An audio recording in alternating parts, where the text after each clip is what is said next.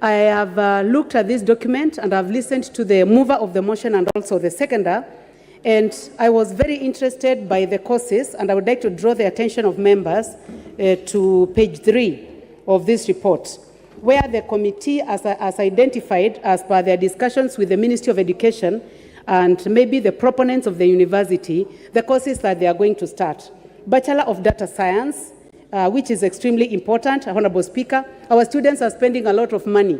I think, Honorable Speaker, what is close to data science at the moment are the IT courses that are being offered by Strathmore University.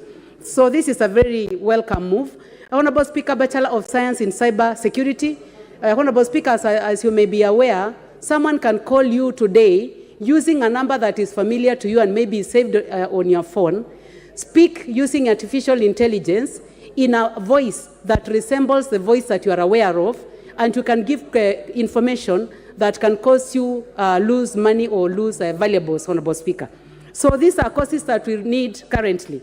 Bachelor of Technical Education, Bachelor of Entrepreneurship, Bachelor of Economics and Statistics, and Bachelor of Agri-Technical and Food Systems is extremely important. Honorable Speaker, I would like to request the committee and also the Education Committee whether they can also go further and ask this Open University to go beyond these courses that they have identified and go for a degree which is extremely important in the world today, called Bachelor of Health Promotion and Bachelor of Education through Health Promotion, participatory health promotion, Honorable Speaker. Honorable Speaker, doctors have just realized that... Order, Honorable Member was just moved in. Go back and follow the rules of this House properly. You can't crisscross. Go back, please. Completely prejudicing the House. Thank you. Proceed. Honorable Speaker, I was just saying that one of the extremely important courses is a course on health promotion. And I was just saying that doctors have realized that treatment of diseases is not the most important in our health. And I'm very happy that the President, Dr. Samoei Ruto, has just realized that health promotion is extremely important and ordered the Ministry of Education not only to focus on curative health, but also focus on preventive health. That is why I'm saying that health education, health promotion must be taken seriously. And Mr. Speaker, this Education Committee can also reach out to the best universities of the world, which are Manchester University, University of Florida, University of Liverpool, Boston University, Columbia University, the University of Pretoria, and the University of Southern Queensland, Honorable Speaker. And Honorable Speaker, when it comes to health promotion, reach to the best professors, like the professor who taught me health promotion, Honorable Speaker. Honorable Speaker, I would like to mention his name here, Biane Brun Jensen, Professor Jens Sagard, Professor Venka Simovska, and a professor in Australia who is called Professor Adrian Banman. Honorable Speaker, I'm saying this because this is a course that was started in this country. It is flourishing in other universities through Open University, and we have not been able to embrace it.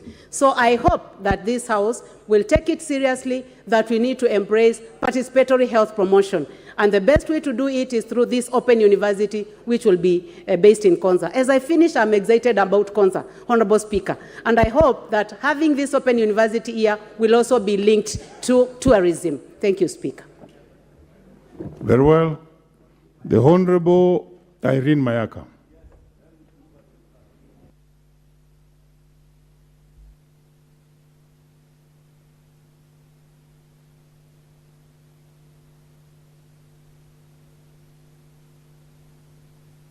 There's no mic.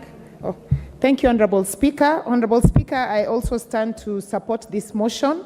And the emphasis that have been laid on the floor of the House today cannot go unnoticed, especially on matters relating to flexibility of the Open University program, and also the fact that it is easily accessible to even people who are abroad. Honorable Speaker, as one of the honorable members cited here, we do have an Open University in Tanzania that currently, as per the statistics of the country, it shows that it's the university that has the highest uptake of students. And so I stand here to also support this motion. And in particular interest, I just want to cite the ICT perspective of why this is very important for us. Because number one, Honorable Speaker, we are still struggling to transition from the third industrial revolution to the fourth industrial revolution as a country.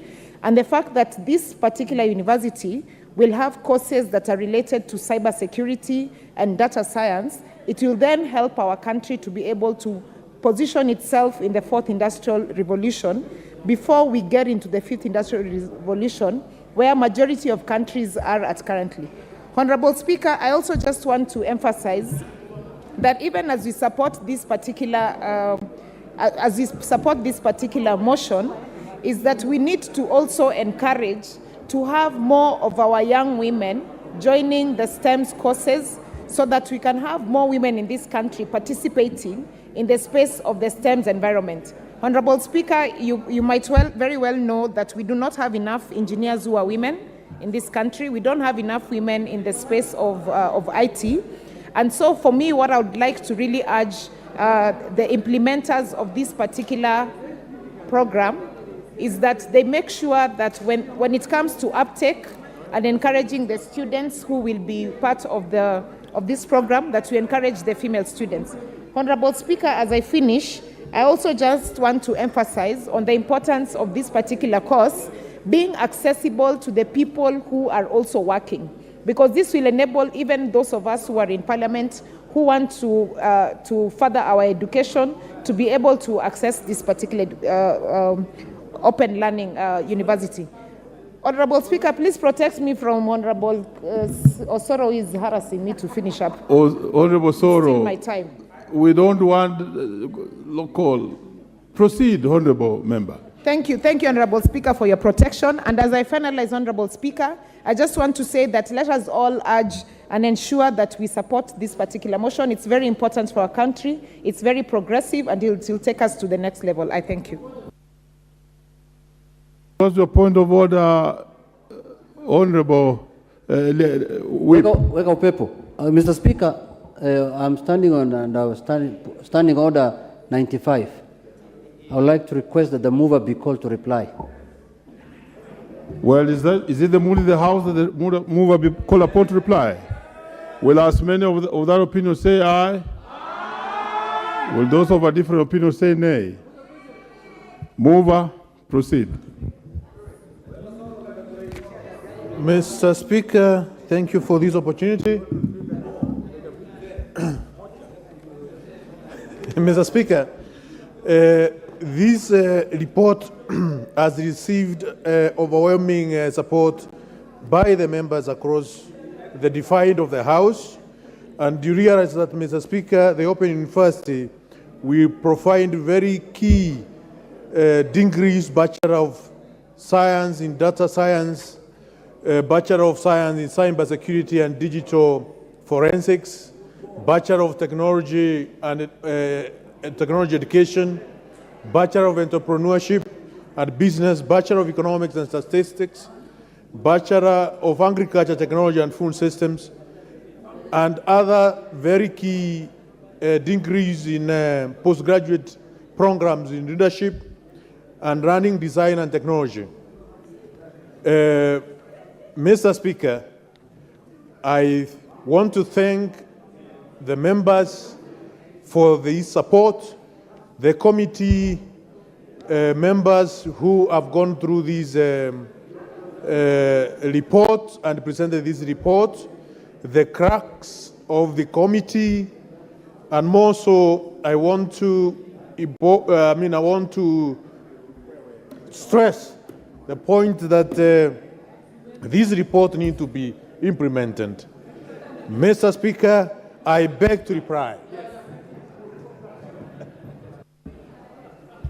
Order, honorable members.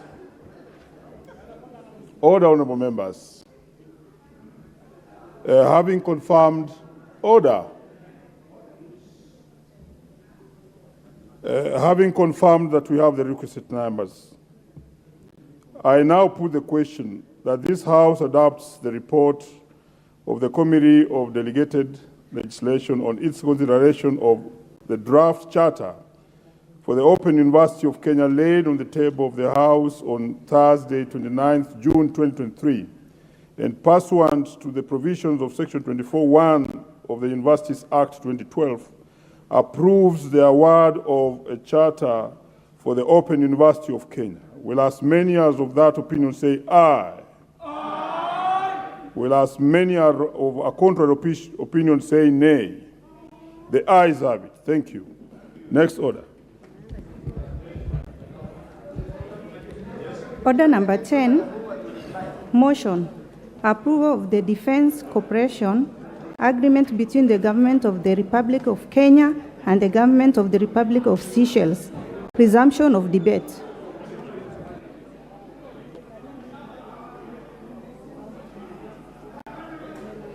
Did we have any member who was on the floor? There was no one on the floor, and therefore we shall proceed with those who have keyed in. And the next to speak on this is Honorable Paul Biego Chesumei.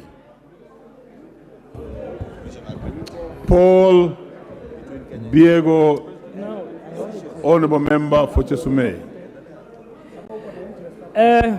Mr. Speaker, sir, thank you so much for giving me this opportunity.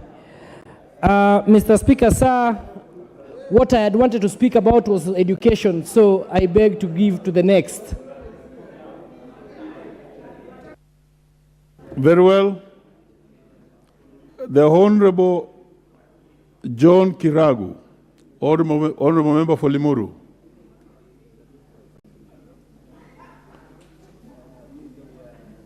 Not being in the House, the Honorable John Mutunga, Tigania West. Thank you, Honourable Speaker. Honourable Speaker, this motion was there last week and we tried to speak to it, but the time was lapsed before. Honourable Speaker. Order, Honourable Mutunga. May I bring the members to speed that we are now on a motion of approval of Defense Cooperation Agreement between the Kenyan government, the government of Kenya. Let me take it again. Approval of a Defense Cooperation Agreement between the government of the Republic of Kenya and the government of the Republic of Seychelles. You may proceed.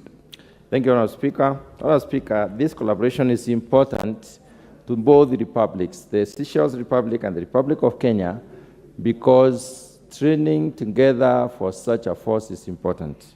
Honourable Speaker, it will help them to share experiences. It will help them to develop the skills better than when they are doing it on their own. On the other hand, Honourable Speaker, when it comes to issues of discipline, we are witnessing in this country that there are many other countries from all over the world who would like to train in Kenya.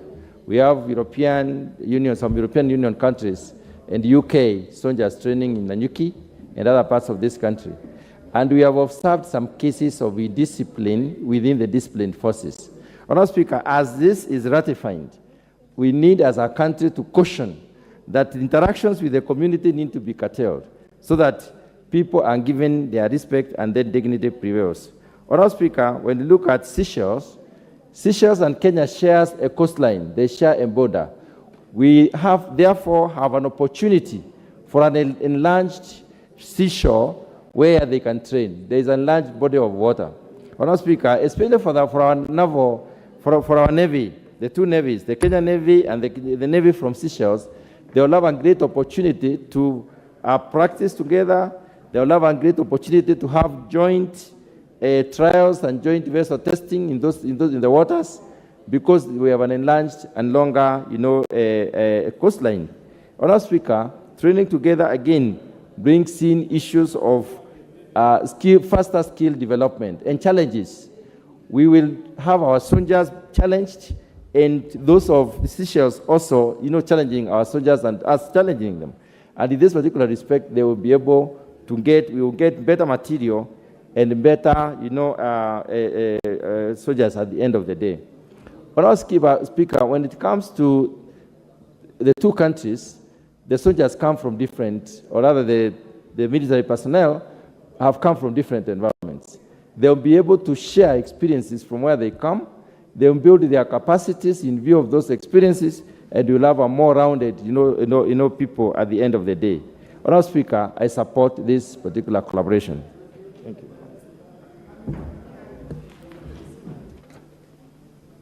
Yes, next to speak on this. Yes, what's your point of order?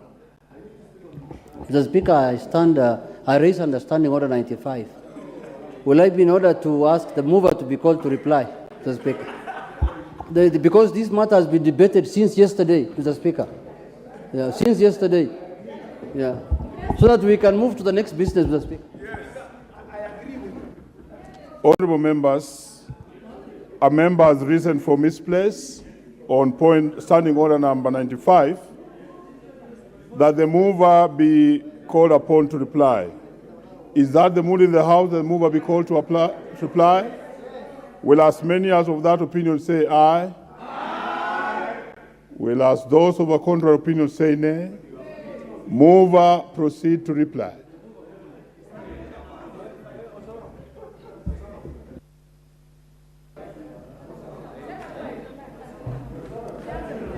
Honourable Speaker, I want to thank the members of this House, and this is the third day that this matter has been discussed, and DCA is a tool which is now globally accepted, and Kenya and Seychelles share a common border in terms of the sea, and this will help especially the Kenyan Defence Forces and more so the Kenyan Navy to train more so with Seychelles. So I beg to reply.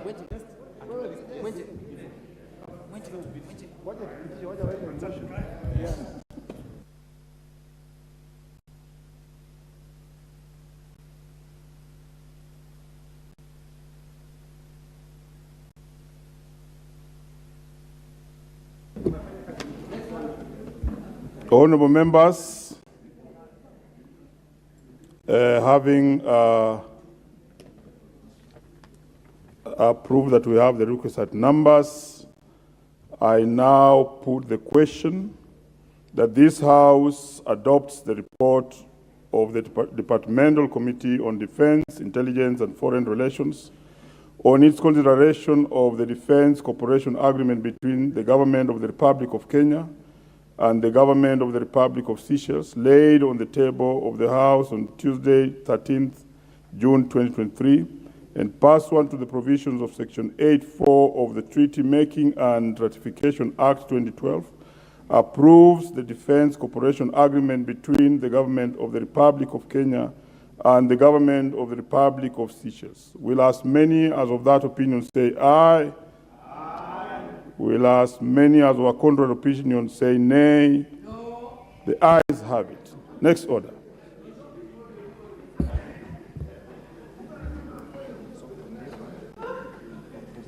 Order number 11, motion. Consideration of the Consolidated Fund Service Expenditures under the financial year 2023-2024 budget estimates.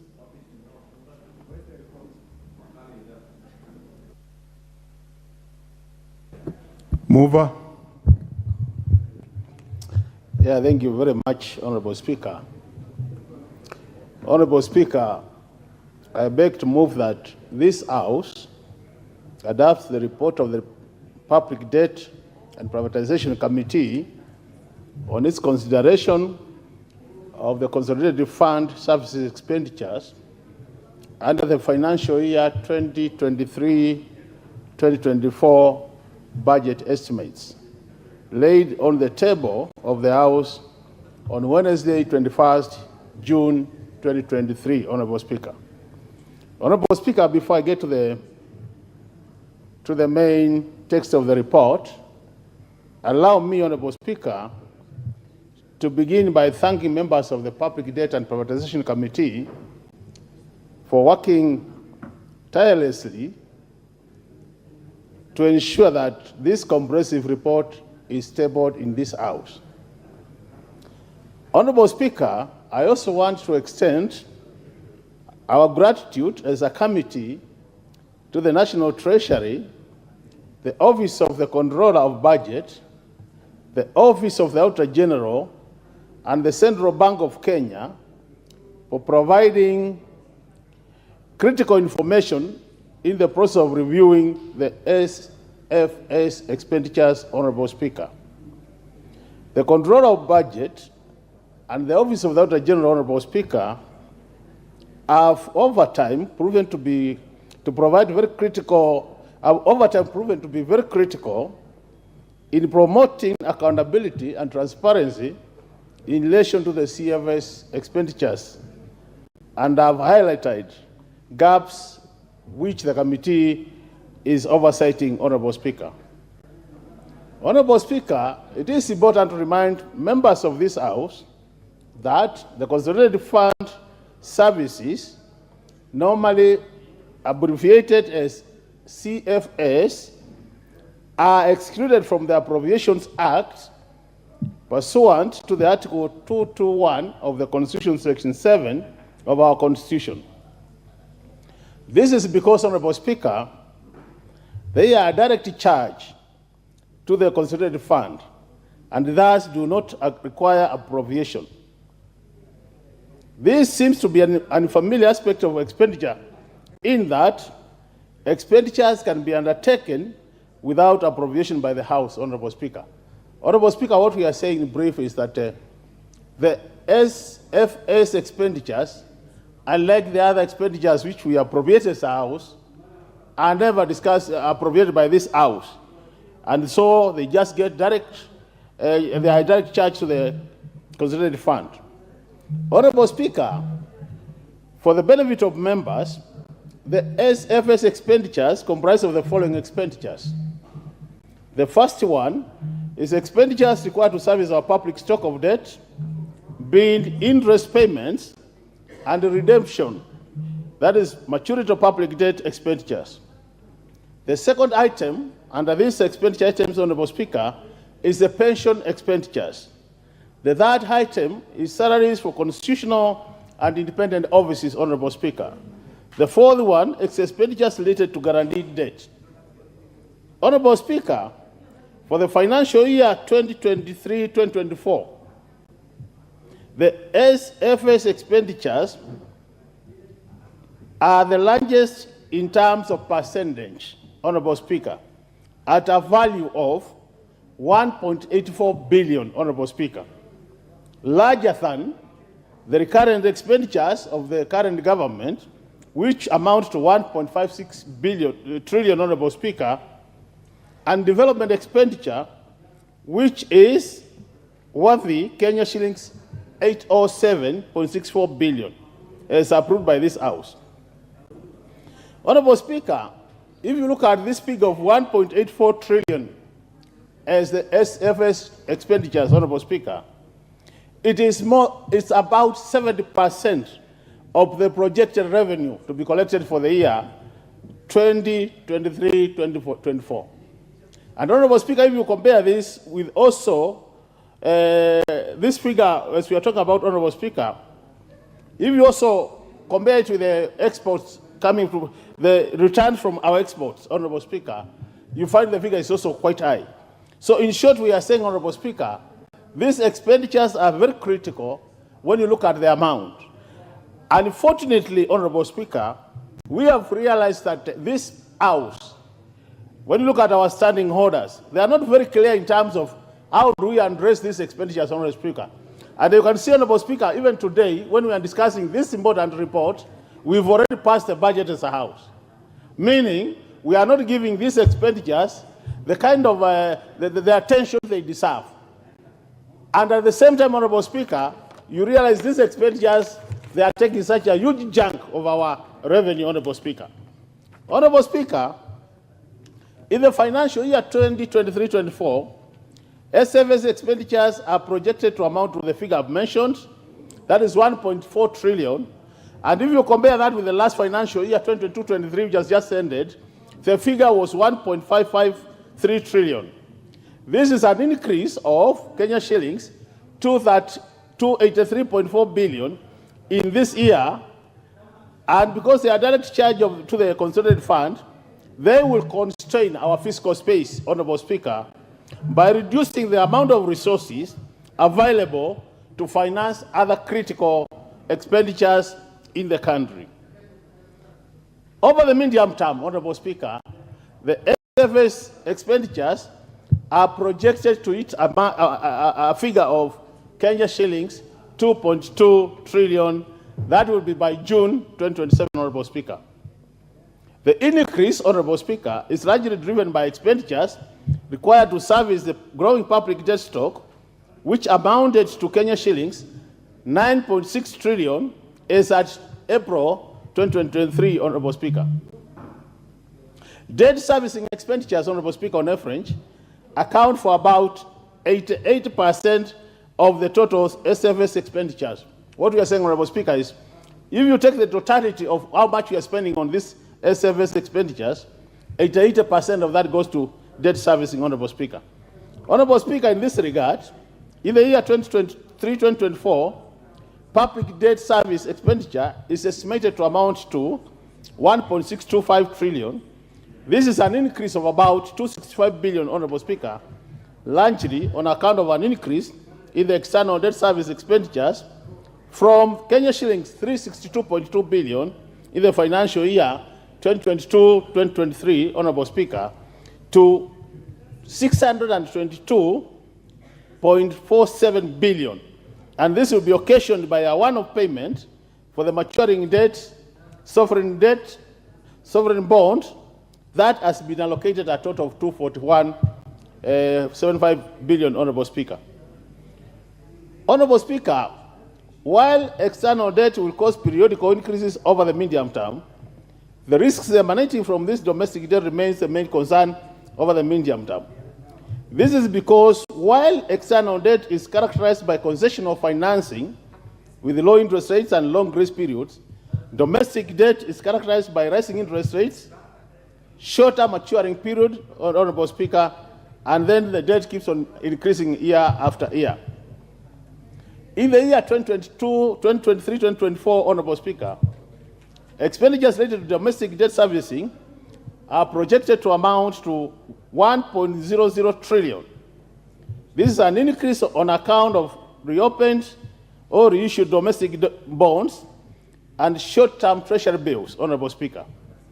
Interest payment expenditures will account for the largest share of the Kenya shillings 628.8 billion on domestic debt redemption. That will amount to 374.5 billion, Honorable Speaker. Honorable Speaker, external debt service is estimated as 622.5 billion, a 72% increase from the financial year 2022-2023, and this is as a result of an increase in external debt redemption expenditures for the year 2023-2024 that will amount to 475.6 billion, an increase due to the expected maturity of sovereign bond of US dollars 2 billion, Honorable Speaker. We all know about the Euro bond. That will amount to 241.75 billion, Honorable Speaker. External debt interest expenditures, Honorable Speaker, will also amount to 1.69 billion, an increase primarily driven by expenditures required to finance commercial debts and multilateral debt owed to the institutions such as China Development Bank, Honorable Speaker. Honorable Speaker, the second item is pensions. And pensions expenditure will amount to 189.09 billion in the financial year 2023-2024, Honorable Speaker, an increase of about 16.45 billion. And this is mainly attributed to, Honorable Speaker, an increase in ordinary pension payments to Kenya shillings 91.23 billion in the financial year 2023-2024 from Kenya shillings 82.93 billion in financial year 2022-2023, occasioned by an increase in the number of retiring public servants, Honorable Speaker. That is about 12,290 public servants are going to be retiring. That is civil servants and military personnel in totality, Honorable Speaker. Furthermore, in the financial year 2023-2024, pensions are expected to increase the next by annual pension increase at the rate of 3% as from 1st July 2023, this month, Honorable Speaker. So that will also lead to increase in pensions. Honorable Speaker, salaries and allowances for constitutional and independent offices, that is the third item, as well as other miscellaneous expenditures, are expected to increase by 2% from Kenya shillings 4.62 billion to 4.73 billion. Honorable Speaker, finally, are the expenditures related to debt guarantee by government that are called up. Honorable Speaker, the House will remember that most of these loans, which are taken by parastatals and the county governments, are guaranteed by the national government. So when they don't pay up, Honorable Speaker, the debt can be called up. So as we are talking now, Honorable Speaker, the Kenya Airways guarantee became a liability to the government in the financial year 2022-2023, and payments have been charged to the considered fund ever since. In this financial year, Honorable Speaker, 2023-2024, this country is going to pay a total of 17.2 billion towards that loan which was guaranteed for KQ. So the year which has just ended, we paid about 16 billion, another 17 billion will be paid, Honorable Speaker. So, Honorable Speaker, the committee has noted that the House has made resolutions on CFS expenditures based on its recommendations and as a background the follow-up of the implementation. For the year 2023-2024, the committee has come up with the following set of recommendations based on the consultative engagement held. Recommendation number 1, Honorable Speaker. In line with the financial consolidation plan, any in-year adjustments to the in the financial year 2023-24 budget estimates undertaken by National Treasury should be within the approved 2023-24 fiscal deficit, should be within the approved 2023-2024 fiscal deficit limit of 4.4% of GDP in order to mitigate against unplanned borrowing, Honorable Speaker. That is a total of 4.4, that's what the House approved. Number 2, in line with the House resolutions on the medium-term debt management strategy 2023, in the financial year 2023-2024, the National Treasury should adhere to the approved 50-by-50 mix of domestic to external borrowing, and any deviation in funding strategy should be approved by the National Assembly. Number 3, Honorable Speaker, 15 days after the end of each quarter in each financial year, the National Treasury should submit to the National Assembly a quarterly report on the status of all SFS CFS expenditures, indicating actual expenditures compared to the budgeted expenditure.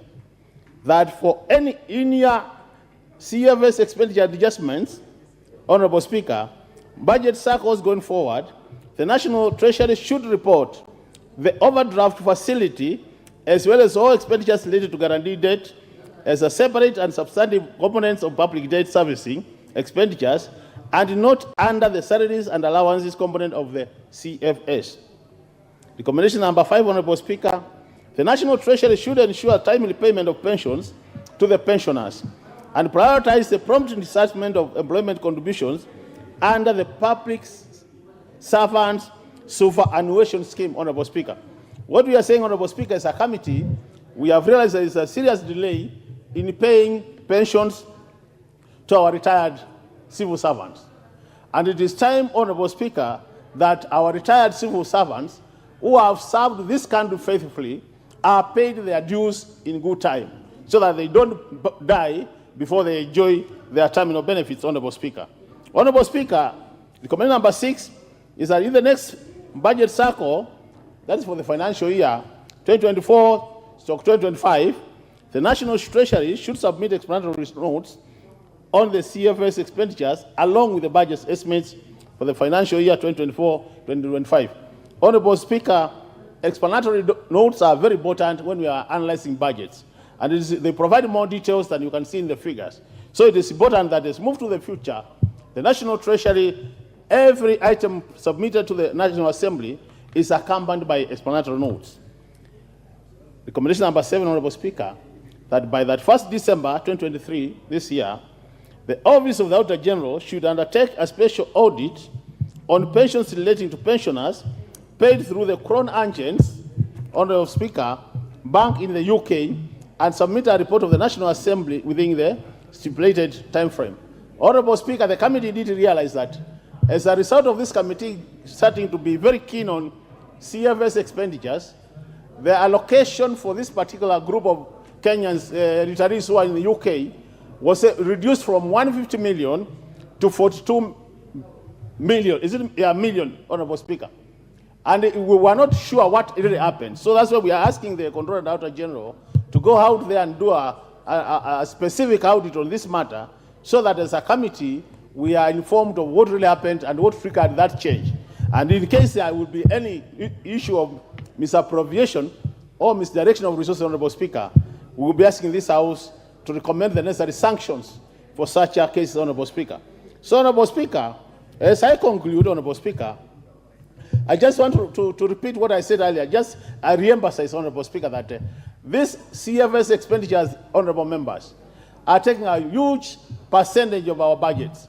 And it is important that we start paying more attention to them as opposed to what is happening now.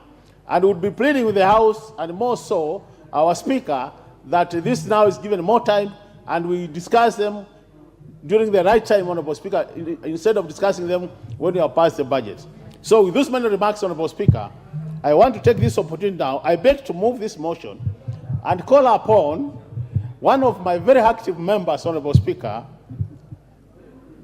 very serious legislator, a first-time legislator, but very serious. And I must thank the people of Wajir East for electing him as their representative, Honorable Aden Daudi, to second this motion. Thank you, Honorable Speaker. Honorable Dawood. Thank you, Mr. Speaker, and I thank my chair for recognizing me and allowing me to second this very important motion. Honorable Speaker, I beg to second. I will start with the alarm bells that our chair has just rung. This financial year of 2023-2024, the CFS expenditure will be at 1.84 trillion. Honorable Speaker, will you ask the members who are consulting loudly to proceed? The members are not that loud. Just proceed. Order members. Honorable Junet and team. Yeah. Honorable Junet. Thank you. Thank you. Proceed. Thank you, Mr. Speaker.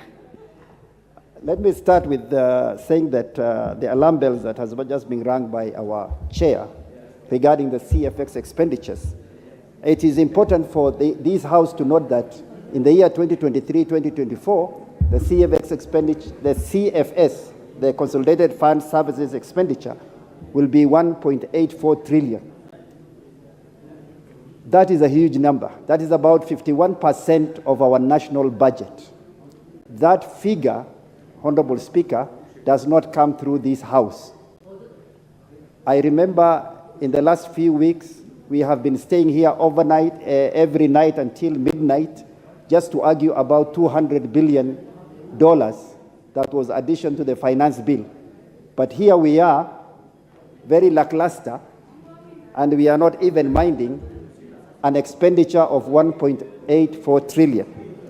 Mr. Speaker, Honorable Speaker, by the year 2027, as was already said, this figure will balloon to 2.2 trillion. Unless this House does something, unless this country does something about that kind of expenditure, then we are going into a financial mayhem. I suggest that we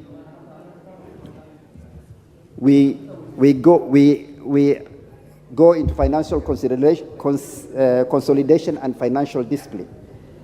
Mr. Speaker, sir, the fiscal deficit limit is targeted to be 4.4% of our GDP. I want to remind this House, we just recently debated the debt anchor, and we pegged it at 55% of our GDP, the debt to GDP, 55% debt to GDP at present value.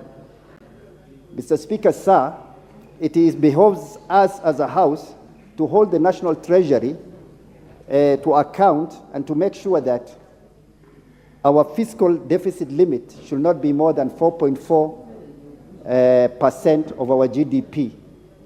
And going forward to the year 2027, our fiscal deficit to be reduced to 3% of our GDP.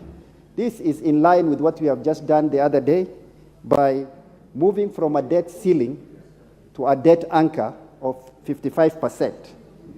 We have given the National Treasury 5 years to comply with this 55% debt anchor. Mr. Speaker, sir, our public debt stock. Mr. Speaker, I'm wondering why I'm seconding and my thing is at yellow already. This is a very important thing. It's not. Honorable member, you have 5 minutes. Proceed. Okay. I am getting concerned, Mr. Speaker. Mr. Speaker, our debt, the national debt has gone to 10 trillion. Out of that 10 trillion, Mr. Speaker, it is very important that this House finds out the intergenerational equity of these loans that we are taking. Mr. Speaker, every time we hear the executive has signed this and that loan, and we don't know where those loans are going, and it is important that as a House, we must follow the dictates of our Constitution and make sure that the debts, the loans we are taking, that the both intergenerational equity and geographical equity is followed. Mr. Speaker, sir, we have my chair has already talked about the 50-50 MTDS, 50% domestic, 50% external.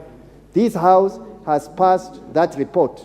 Unfortunately, a few days later, we passed another report, the budget policy statement of 80-20.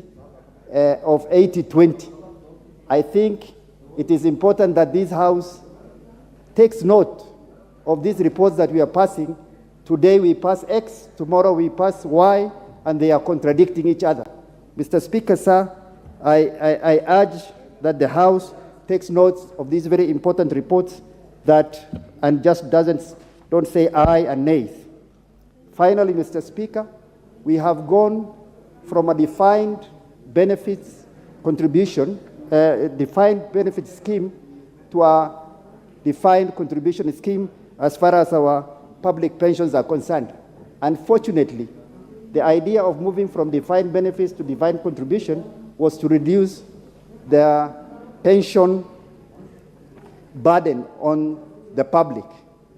But as already said, the pension burden is increasing, and it is important that this House follows up on that and makes sure that the public servant superannuation scheme is fully funded and for the benefit of the people of Kenya. Mr. Speaker, sir, I beg to second.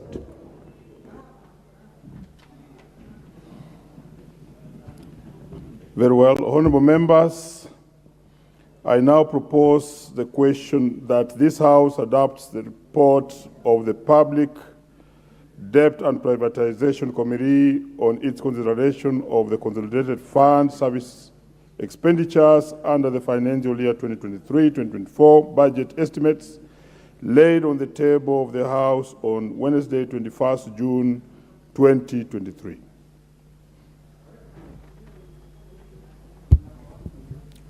The first person to take a bite on this one is Honorable Beatrice Elachi.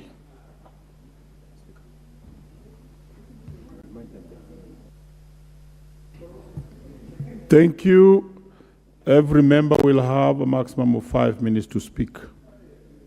Proceed, Honorable Elachi. Thank you, Mr. Speaker. First, I want to really thank the committee indeed for giving us a very elaborated report on our debt in this country, but also to thank the chair for just taking us through, especially in the figures, to understand, Mr. Speaker. And Mr. Speaker, when you look at the recommendations of the committee, you realize and appreciate what Parliament did through our standing orders to ensure we have this Committee of Public Debt that can work very closely with the Committee of Budget and Finance, and we are able to resolve now the challenges we completely face in this country when we speak on how we deal with our finances and how do we work indeed to see that we have reduced debt in this country. Mr. Speaker, when you look at the recommendations of indeed the current expenditure that we have, that we indeed spend 70% of what we collect, it is something we need to look at. And I believe, Mr. Speaker, in Kenya, the problem is not the money, Mr. Speaker. In this country, our problem is how we implement the resources we've collected. And I'll give you an example right now, Mr. Speaker. You realize all the counties have been paid their monies. Everyone, I think, every institution now has resources that you are able to pay your pending bills and now to come out of the same debt we are talking about. So that we ask ourselves now going forward and looking at how counties like Mombasa are now performing, that they are able to tell us now they have good revenue. It means these other counties can collect revenue that can help. But Mr. Speaker, as a country, we need to have a conversation on Kenya Airways. You cannot pay 16 billion. Then in the year 2023-2024, we are about to pay 17 billion. And I think the airline now, we need to ask ourselves, is it the management that is a problem? Because the monies we put in and the rates they give us, you find you feel very distressed when you are paying a ticket to Kenya Airways. Because number one, you'll wonder, why is it that we are so expensive with our airline? And that in terms of hospitality, I think they have improved. There, I'll give them a plus, Mr. Speaker. But in terms of rates, in terms of how they charge their tickets, it is still something we need to ask. And you find the local domestic airlines are doing very well, Mr. Speaker. So it is something, even as we give in the money, it is time now Treasury should bring out and tell us, government shares are this, the other shares are this, and who are these others that this airline cannot awaken itself the way Ethiopian and all these airlines are performing in our country, Mr. Speaker. And therefore, it is something this House has to follow through and ask ourselves, how do we heal from this institution that we just keep on giving money and it is always in debt and in crisis? The other thing, Mr. Speaker, is the issue of pensions. As you know, you've been a teacher, our mothers are teachers, wherever they are old.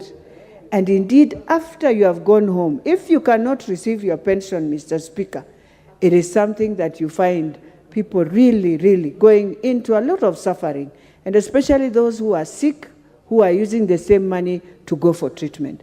And so we have to also be very clear, even as we deal with this institution in London, it is time we ask ourselves, after this year, do we close this pension of Europe so that we ensure that the monies we are talking about are clear? Finally, Mr. Speaker, it is time as a country we accept and say we need to support the government, support the president on this issue of debts. It is a must, we have to do it, and therefore I call upon all the counties. You have received your money, kindly pay the pending bills to your suppliers so that we can see circulation of the same money, and then people will start feeling that indeed they have a right to pay. Thank you, Mr. Speaker. Very well. The Honorable Thuku Kwenya. Thank you, Mr. Speaker, for this opportunity to support this our report on expenditure on the Consolidated Fund Service. And Mr. Speaker, from the onset, I would wish to state that we as a committee, sometimes back passed a report in this House, MTDS for that matter, medium-term debt strategy. And Mr. Speaker, Treasury had proposed the kind of borrowing mix or debt mix in the short run, or in the financial year 2023-24. And Mr. Speaker, for record, that report, as much as it was passed in this House, is not reflective of what Treasury presented to us later. Because later they came to our committee with different figures. And Mr. Speaker, why I'm saying this is because debt mix is a very important aspect, especially to investors, because this informs decision as to how they are going to invest their money, especially those who invest in liquidity. And Mr. Speaker, a debt mix of 80 to 20, a departure from what was proposed 50-50, then it means that investors must reorganize their investments, because an increase having debt borrowed domestically at high level to the extent of 80% of our total debt, then it means that the interest rates are going to be higher locally. Maybe our investors had forecast a situation whereby they would invest elsewhere or invest locally, but now because of this back and forth, their programs are interrupted. And therefore, as a representative of the people, Mr. Speaker, I feel that the Treasury should in the future now stick by what they present before this House. And as it is, Mr. Speaker, you know, this House does not act in vain. And therefore, when we pass reports and then Treasury presents different figures within a short time, then it makes really, allow me to use this word, makes nonsense of the work that we are doing as a House, Mr. Speaker. Number two, Mr. Speaker, we noticed, because pensions are paid from CFS, we noticed that most of employers, as much as they deduct their employees' monies, they do not submit the same monies in good time. And therefore, that becomes another challenge. Mr. Speaker, we also realized that there are some pensions that have been paid for a long time by the Treasury to workers who are retired during Africanization in 1963, when there was a declaration that now Africans should now manage their affairs. And therefore, most of the workers who were not of who never came from Africa, who went back to their countries, have been enjoying pension for quite a long time, because it was a provision that as at that time. And Mr. Speaker, you realize that the monies that have been paid were being paid through an agent called Crown Agent. And up to date, the monies are still being paid. And of course, if you calculate from 1963 to date, we are talking of more than 60 years, almost 60 years, yes. I pose this question to the House maybe for them to consider. For instance, if someone was working, at that time was working, and was about 30 years, 60 years later, then it means that they are 90 years old and above. And Mr. Speaker, these people are still enjoying taxpayers' money through Crown Agent. And Mr. Speaker, when we brought this matter to the fore, Treasury came back to us with different figures, stating that now it is not 150 million that we're paying, we are paying 42 million. Mr. Speaker, we need to put an eye on expenditures that are of CFS in nature that are provided for in the Constitution, so that then this CFS is not abused. And I want to thank the President, because he's been firm as to fighting corruption. Because if, honestly, we are to interrogate this matter, then we can see how much money we are losing. But having said that, Mr. Speaker, I wish to support this report and state that, Mr. Speaker, we need to put some weight and allow us as members to ventilate on reports like this when they are tabled in the House, even for purposes of record, because this is a House of record. Thank you, Mr. Speaker. The Honorable Wilberforce Oundo. Thank you, Honorable Speaker, for the opportunity to contribute to this report of the Public Debt and Privatization Committee on Consolidated Fund Service Expenditure and the financial year 2023-2024 budget estimates. And let me also start by echoing the statement of the Vice Chair that probably this is the wrong time to have brought this report here. It ought to have preceded the budget estimates as well as the finance bill, because you can only decide how much to borrow or how much to raise if you know your total liabilities. Honorable Speaker, consolidated fund services are established pursuant to our Constitution, and it covers debt and payment of some important commissions, specifically the President and Deputy President, under Article 151. Honorable Speaker, in the wisdom of this House, towards the end of the last parliament, we created this committee to specifically focus on the issue of public debt, because this has been a sore issue, a mostly debated issue in this country. Many times during political campaigns, we use this as a campaign tool, but once we get elected into office, we renegade and go back to our old ways. Honorable Speaker, if you look at the report of the Auditor General, the submission of the Auditor General, they note with apprehension that the amount of public debt has been increasing substantially since 2018 from 4.8 trillion to about close to 10 trillion. And many times we have always asked, during that time, Honorable Speaker, a GDP growth rate has been subdued.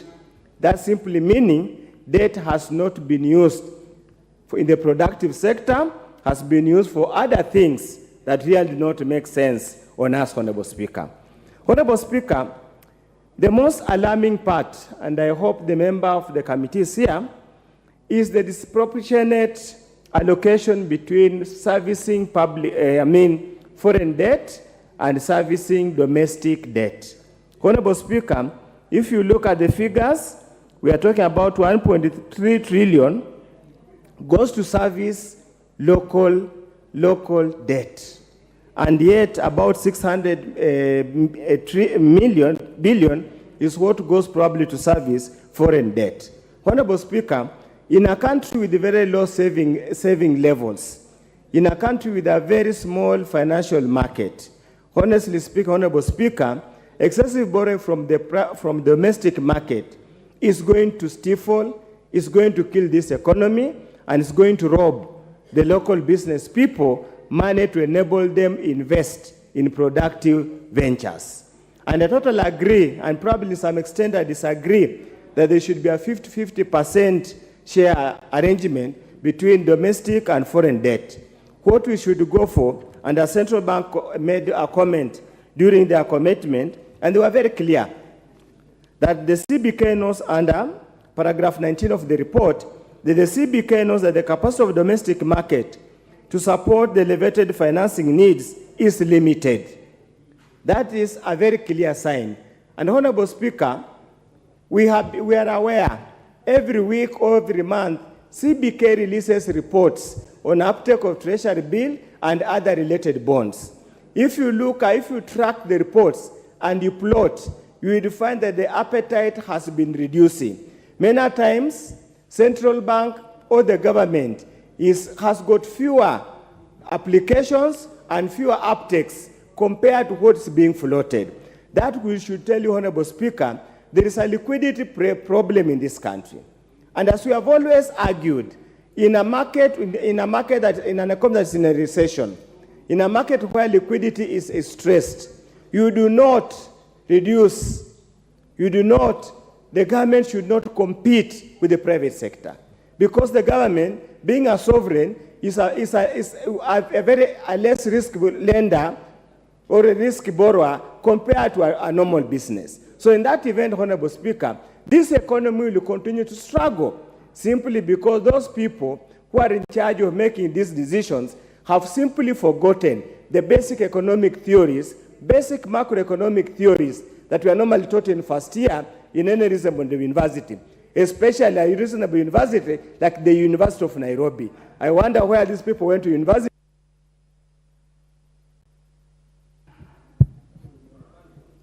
Well spoken, except for your last remarks on universities. All these universities are great universities training our students. Now, the next to speak on this is the Honorable KJ. I saw your name here. Did you want to speak on this? Then let's have the Honorable Silvana Osoro. You have keyed in. Proceed and speak on this. And economists have not seen yourself key in, and you keep. Honorable Osoro, proceed. Thank you, Honorable Speaker. Sorry, I am. Members of Parliament are engaged in different matters, and I'm now handling constituency matters and, blend with my official duty here in the House. Honorable Speaker, I have gone through the report, by the Public Debt and Privatization Committee. And for me, of much interest is the recommendations as done or proposed by different offices, independent offices, as far as this matter, public debt is concerned. Honorable Speaker, we are not really doing very well as a country, and this really we must accept. And going by the report by this committee, you'll accept that the committee has really done a good job in compiling, our state as we are and coming up with recommendations, as I've said, proposed from these very independent offices. Honorable Speaker, when I look at the proposals by the Auditor General and the observation by the Auditor General in the report, the control of budget, you'll notice, Honorable Speaker, that out of the 100 shillings, and this is, as the report says, that out of the 100 shillings that we collect, 100 shillings as revenue, 49 or 47.9%, is used to service debt. So ideally, we are left with about 52% to cater for everything, to do the matters healthcare, to do matters education, to do matters roads, to do every service that is required in this country. That is not really a very good report. It's not really something very interesting to have as a country. But apparently, that year in, year out, we find ourselves in this situation that we'll always find ourselves paying, servicing loans year in, year out, because we are not really living within our means. And really, that is a challenge. And much of these challenges are brought forth by our own making. There is a lot of wastage within government structures and operations. And at times, they are very unnecessary. And if every office and every sector, every operation, every state department can be able to check on how they spend their money, we'll be able to save a lot of money and we'll not really find ourselves servicing things that are unnecessary.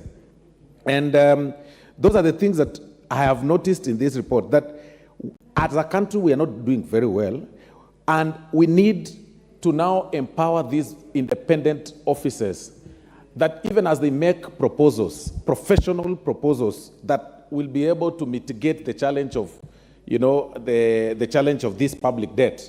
If we are able to keenly follow what the Auditor General says, if we are able to keenly follow what the Control of Budget Office, because those are experts, advisors, then we will be able to mitigate these challenges. Because sometimes people in offices, they take advantage of a bit of some spaces within the law or provisions in the law and misuse the CFS. And at times, we find ourselves in a situation that we really can't explain because people have misused this whole thing. And this wastage is not just in the national grid, it's also in the county levels. If today you ask members of parliament here to, although at times when we raise such issues, Honorable Speaker, we are told to do our work and avoid talking about matters of county governments. But the wastage that we see in governments, national and county governments, it's not really something to smile about. And that is why today you can walk in the streets of your constituency and identify a project that has been pushed through the influence or through the network of a member of parliament or the patronage of the member of parliament, but you can hardly see anything that is being done by the county governments because of a lot of wastages that you will notice. That what you see in the national grid, you will also see a governor moving around with about 50 or 13 or whatever vehicles, one carrying the carpet, another one carrying the tent, another one carrying the PA, another one carrying these. You see another one carrying the seat. And in a single day, what I noticed, they call the governor's office. You find a governor spending about... Okay, add the whip 1 minute.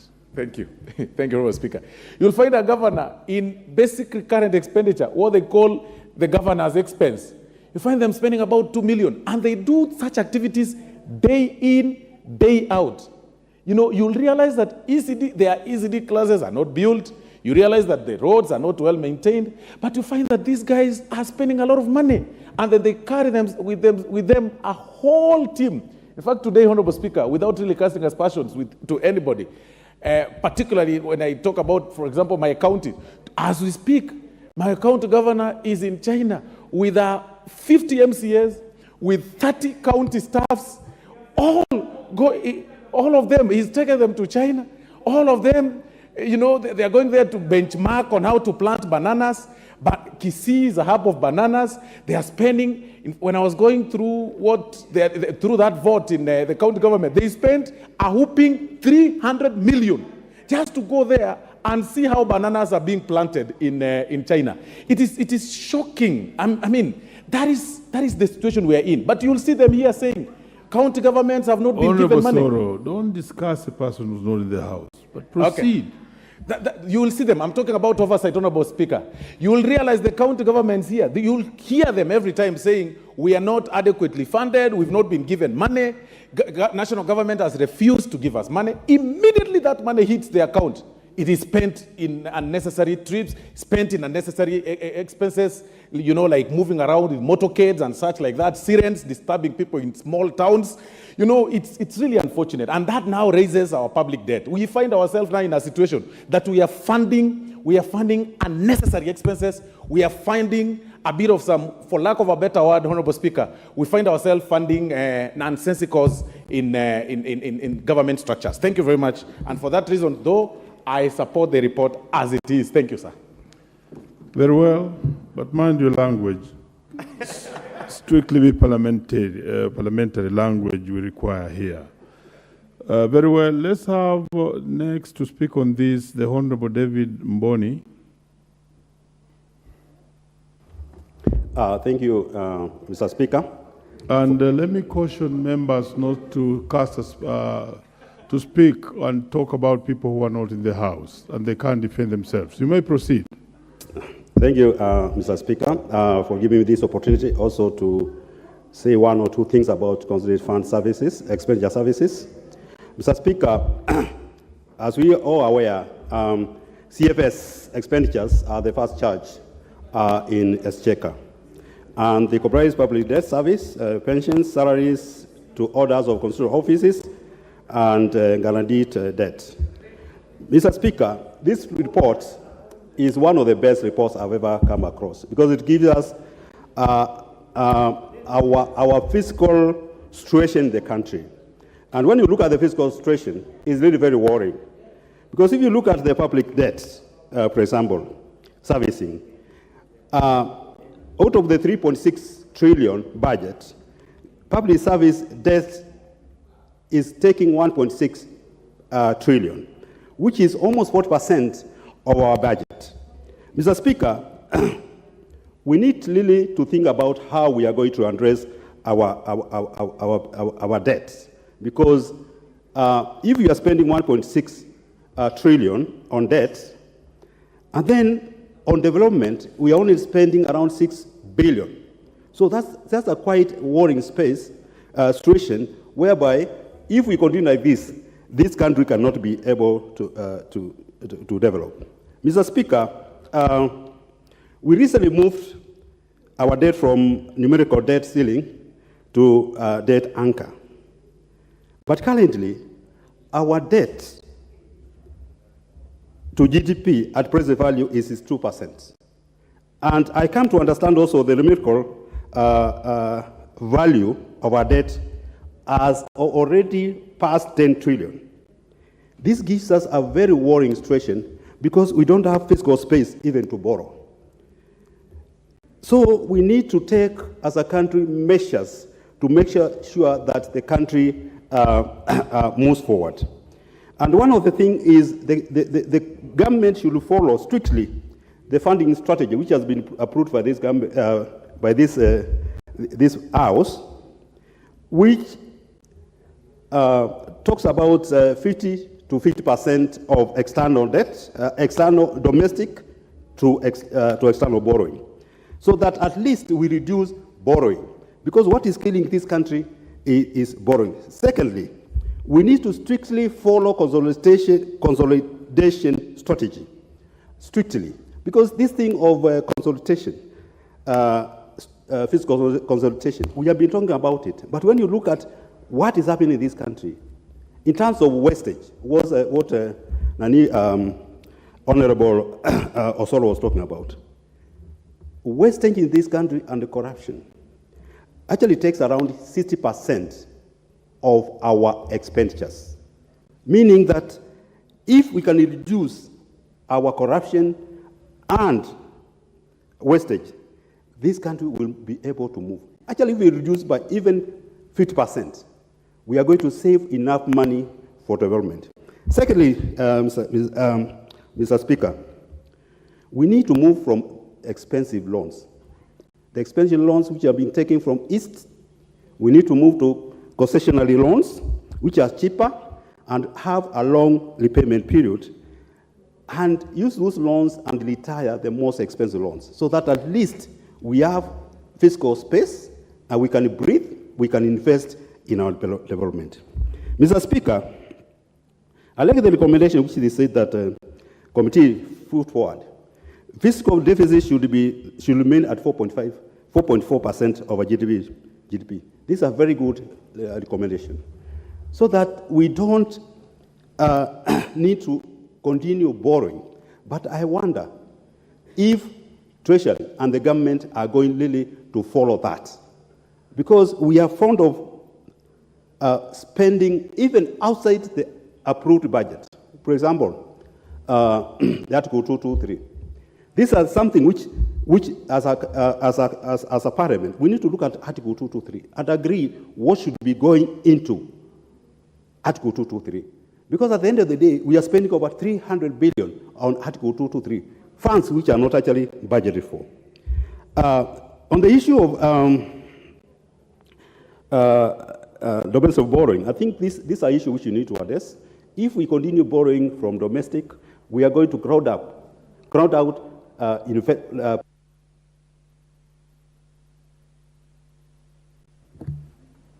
Well spoken. Next to speak on this is Honorable Ridikiri Mugambi. Thank you, Mr. Speaker, for this opportunity. First, I want to thank the committee led by my friend, Dr. Makali.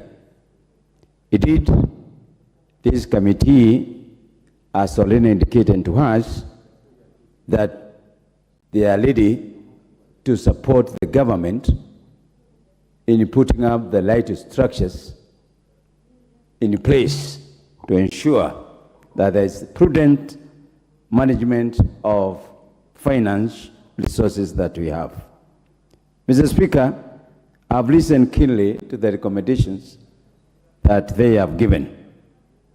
The only thing is that they should have presented a roadmap before even we entered the budget-making process, because I think they would have clearly spoken to us in this House on the expectations and how they expect in terms of financial resource management, particularly under consolidated fund services. However, they have brought it very clearly that there are certain things that the government need to do. And that's one of the reasons as to where I've listened to support this, this report. Mr. Speaker, we are all speaking on scarcity of finances in this country. So when we see wasted, channeling resources on the long usage, channeling resources in sectors or institutions that we know they have a chronic behavior of failure, I think we'll not be doing good as a country. And I'm picking this, Mr. Chairman, Mr. Speaker, on this chronic support of KQ, where we have never gotten an answer as to why they are poorly performing. But let me say, and the privilege of being in the Transport Committee in the last Parliament before we are checked out. My last engagement with KQ is during the PIIP proposal. Mr. Chairman, the problem of KQ and the bailout year in, year out, and we have other few institutions we can quote, including Mumias. But at least it's better Mumias because you can see they are producing something. But KQ management, I've never been able to come out and say this is what is eating KQ. I know the pilots of Kenya presented a proposal on how they see. And I saw a few days ago, Mr. Speaker, the same KQ saying they are adopting this proposal. How I wish that they can realize for all this time the problem of performance of KQ is related to management managing the resources of KQ. The other thing, Mr. Speaker, is the issue of pensions. I want to thank this committee because we are brothers and sisters out there who have performed and worked for this country for many years. You have put your 50 years of service to this nation. But it takes you another 20 years to get your small pension when you retire. Mr. Speaker, I think this committee, I will ask them to continue pressurizing until they put the right systems in place. And we have to say a certain amount must be set aside and it must be executed and given out clearly during the financial year. The other factor, Mr. Speaker, is this issue of Treasury and National Assembly working differently. That is a very serious assumption. And I think we cannot lead this country like that. When one arm of the government is saying this, the other one is saying this, and we are expecting to really continue. I am part of the government, but really for Treasury to continue giving out different figures from the national world. Senior, you have had your bite. The list is slightly longer here. Next to speak on this is Honorable Abdulkadir Mohammed. Okay, thank you, Mr. Speaker, for giving me this opportunity to contribute to this debate on the CFS, Consolidated Fund Service. Mr. Speaker, as a country, we do not know how much is our debt. Everyone, every government institution that's concerned, non-state actors, each one have its own figures.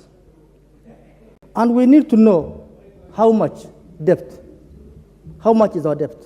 And the only way we can know is to do forensic audit on public debt. And the other question is pending bills part of public debt? Because we have pending bills for the last some of them are pending for the last 3, 4, 5 years. Unpaid. And some of them, I'm sure, will attract, if it was a court to adjudicate that, it will have attracted some interest. So, I think we should also ask ourselves, is pending bills part of the public debt? Mr. Speaker, we need to scrutinize and do forensic audit on our public debt so that we can exactly know how much is our debt. The other issue is, Mr. Speaker, we have debt loans that we cannot link to any project. I think the Auditor General is doing something about that. But as an institution, who borrowed these loans? When were they borrowed for? And what were they borrowed for? We need to know. Another issue is, Mr. Speaker, the other issue is that we have, I think part of our debt also is about 1.1 trillion, which is undisbursed. And these undisbursed loans is still part of our debt. Some of them we have still paying for them. Some of them we have paid, I think, what they call some fees. I think it is called certain fees. Your commitment fees. About, I think, 600 something million commitment fees. And they're still somewhere. They have not been given to us. We are not using it. It's also a part of our public debt. So I think the Minister of Finance should tell us where this money is and and why is it not dispersed? Once it is committed, it's our money. 1.1 trillion is a lot of money. That have solved a lot of problems for us. Also, Mr. Speaker, the only way we can go out of this quagmire, economic quagmire, is to raise more, I think, is to have more revenue. And the only way we can raise revenue, I think, is to tax Kenyans, which is very painful. The options are you either take loans or you raise revenue through taxes.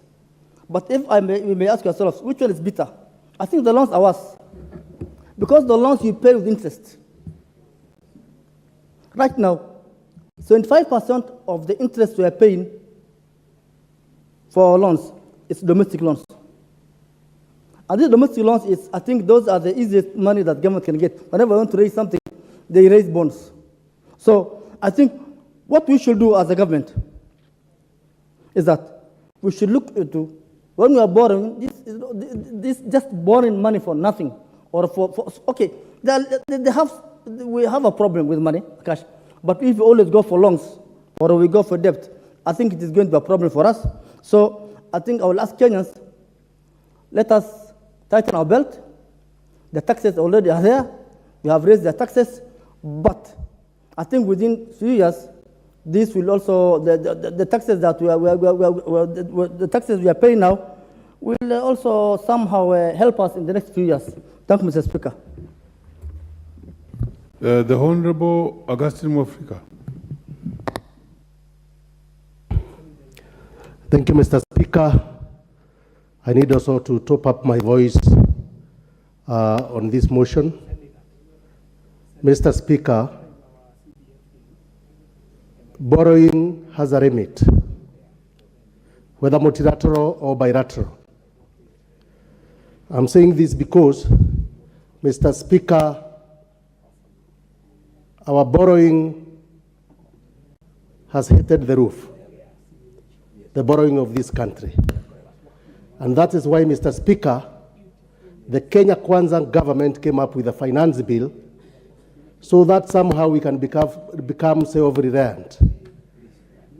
That is a move which has been taken by the government to make sure that we apply some brakes in borrowing. We try to reduce borrowing by paying taxes. Mr. Speaker, we have a belief that any business which is not performing is supposed to be closed. An example has been given of the Kenya Airways, Mr. Speaker. 16 billion, and now 2023-2024, 17 billion is to be injected. We have never been given the accounts of how much Kenya Q makes, because it can't happen that Kenya Airways is operational and they make nothing. Let me remind this House about the uchumi. In the year 2003, during the former President Kibaki, God rest his soul in peace, government injected 600 million to Uchumi supermarket. Afterwards, the government injected more money to Uchumi, but still, the Uchumi continued to perform poorly, and they did not make it despite the support by the government. After a short while, Uchumi went under. After all that support by the government. So, Mr. Speaker, it has come a time when this country needs to be managed like business, where government is making losses. We try to make sure that that whole of making roses is stopped, because we cannot be making more roses than our revenues. As that report, a very well compiled report, shows that our expenditures are more than our revenues. If you put on top, if you add on top about the roses and also the corruption, then you find this, you force this country to go in the spree of borrowing. Time has come when we have to pay taxes so that we can stop borrowing. The finance bill, Mr. Speaker, was opposed by the minority. And I'm happy when I hear this report about how we can stop borrowing. 10 million is a big debt for this country. And this country is a developing country, Mr. Speaker. So I support the report, and I request the government to make sure that all areas which are operated by government, which are making losses, are supposed to be closed. Whether it is KQ, we cannot continue injecting more billions to make sure that, or to enable KQ to continue making losses. Mr. Speaker, I support. The Honorable Amos Mwago, MP Starehe.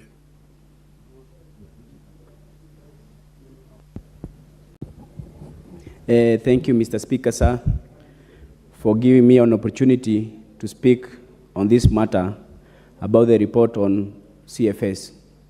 I start by submitting that I support the report because it's time now we have this discussion as a country about the issue of debt, about the borrowing done by the government. And Mr. Speaker, sir, I stand and I would like to say that we seem to be lazy to think that an economy can only be driven by only through two ways. It is either we borrow or we tax our people. As a government, I think you're being too lazy in our thinking, because you cannot have those two models as the choices to drive our economy. An economy can be driven through other models, through production, consumption, investments, and savings. So it is time for us as a government to look for other creative ways on how to improve our economy, but not necessarily taxing our people and not necessarily having to borrow. The Minister for Trade, Mr. Moses Kuria, is on record saying that our produce, 80% of our produce, is lost on the farms because it is always harvested when it's overripe and it's not fit for export. We have not exhausted all the export markets for our local produce. When we turn to taxing our people as the only way to raise revenue, I can tell you for sure, Mr. Speaker, sir, that's a very soon end way of killing our economy. When you say the majority of our budget is to service loans and debts, we all know the habit of borrowing is a very bad habit that can never stop. So it's time we cap our public debt at a certain level, and then we adopt other ways of improving our economy. For example, if we speak to the several MDAs that we oversight as committees and the several sagas that we oversight, you tend to notice the recurrent expenditure is always 3 times the capital expenditure.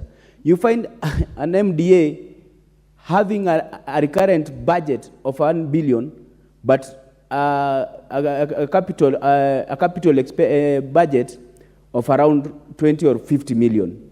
So you're left to wonder, we are spending so much money in order to move or to develop. The development expenditure is so small. There are so many people trying to run that. So we have a problem with the way things are done, with the way that these finances, as much as we are borrowing them, where they go to. The other issue is we have very qualified economists in this country who should be put on the table to solicit for cheaper loans. We are borrowing on the high, And at the end of the day, this will catch up with us. Because we've seen other republics what have happened. The people who've lent the money have come over and taken over institutions that are very serious. Like some other places, the ports have been taken, the airports have been taken by these foreigners who are lending us money. So it's just a matter of time before even us as Kenyans, we are caught in the mix. I would also like to speak to the issue of the expenditure of these loans. That's a very, very challenging part, and that's why we seem to lose it. Because, as Mr. Osoro has put it, the expenditures that are being done by various government institutions are not even in tandem with the economy. People are living beyond their means through government money, and this money we are borrowing it heavily. And then the government of the day has chosen to go to borrow in the domestic borrowing way. This is a very big challenge for us as a country, because with the passing of the finance bill, there are a lot of taxes that have been put on Kenyans. Then if you go to compete with Kenyans for accessibility of cheap loans in these banks will always go for the government because the government has a higher collateral. Business people will not be able to access those loans. Currently, they have increased their rates, and it's becoming very expensive to get loans. Where are we going to get this tax from if we kill the businesses that are supposed to pay the taxes? It's a time as a country we have this discussion so that we can have a very clear way forward on how we are going to tackle the issue of public debt. Thank you, Mr. Speaker, sir. I submit. The Honorable John Waweru, you are back on the screen. Are you now ready? Proceed. Mr. Speaker, I thank you for this opportunity. And I was taking time to internalize this very important report. And Mr. Speaker, I must start by commending this committee. I must commend the chairman too, Mr. Speaker.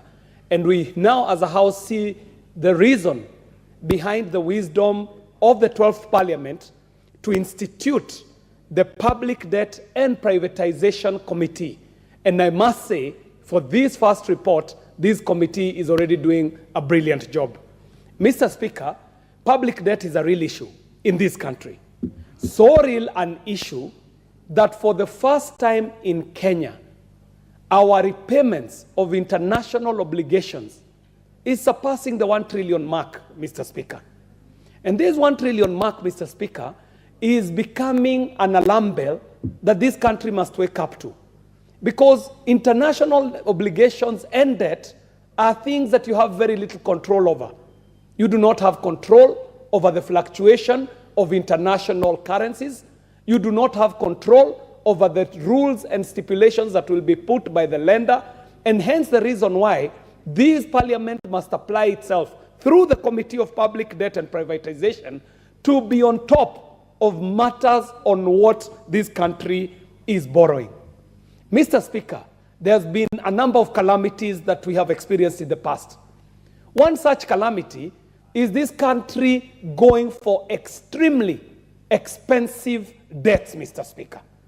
And expensive debts are at times a sign of corruption because affordable debts are available at good interest rates, but because people want to make personal benefit out of what they're borrowing for the country, some choose to go for these extremely expensive debts that become an impossibility to pay, Mr. Speaker.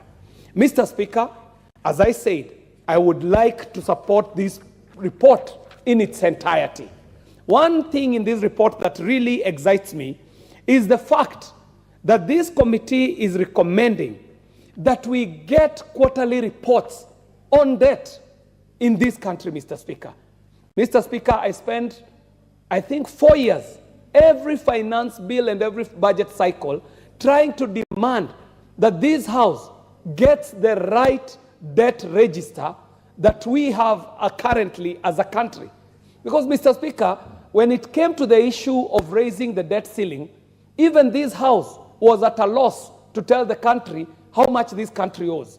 Because this House has not been furnished with the reports on how this country is borrowing, how our registers looks, and what nature of debts we have taken in terms of which ones are international, which ones are local, which ones are foreign, which ones are domestic, which ones are concessional, which ones are conditional, and so forth, Mr. Speaker. So, Mr. Speaker, the fact that this committee is taking upon itself to require Treasury to report to this House is one of the reasons that I support this report.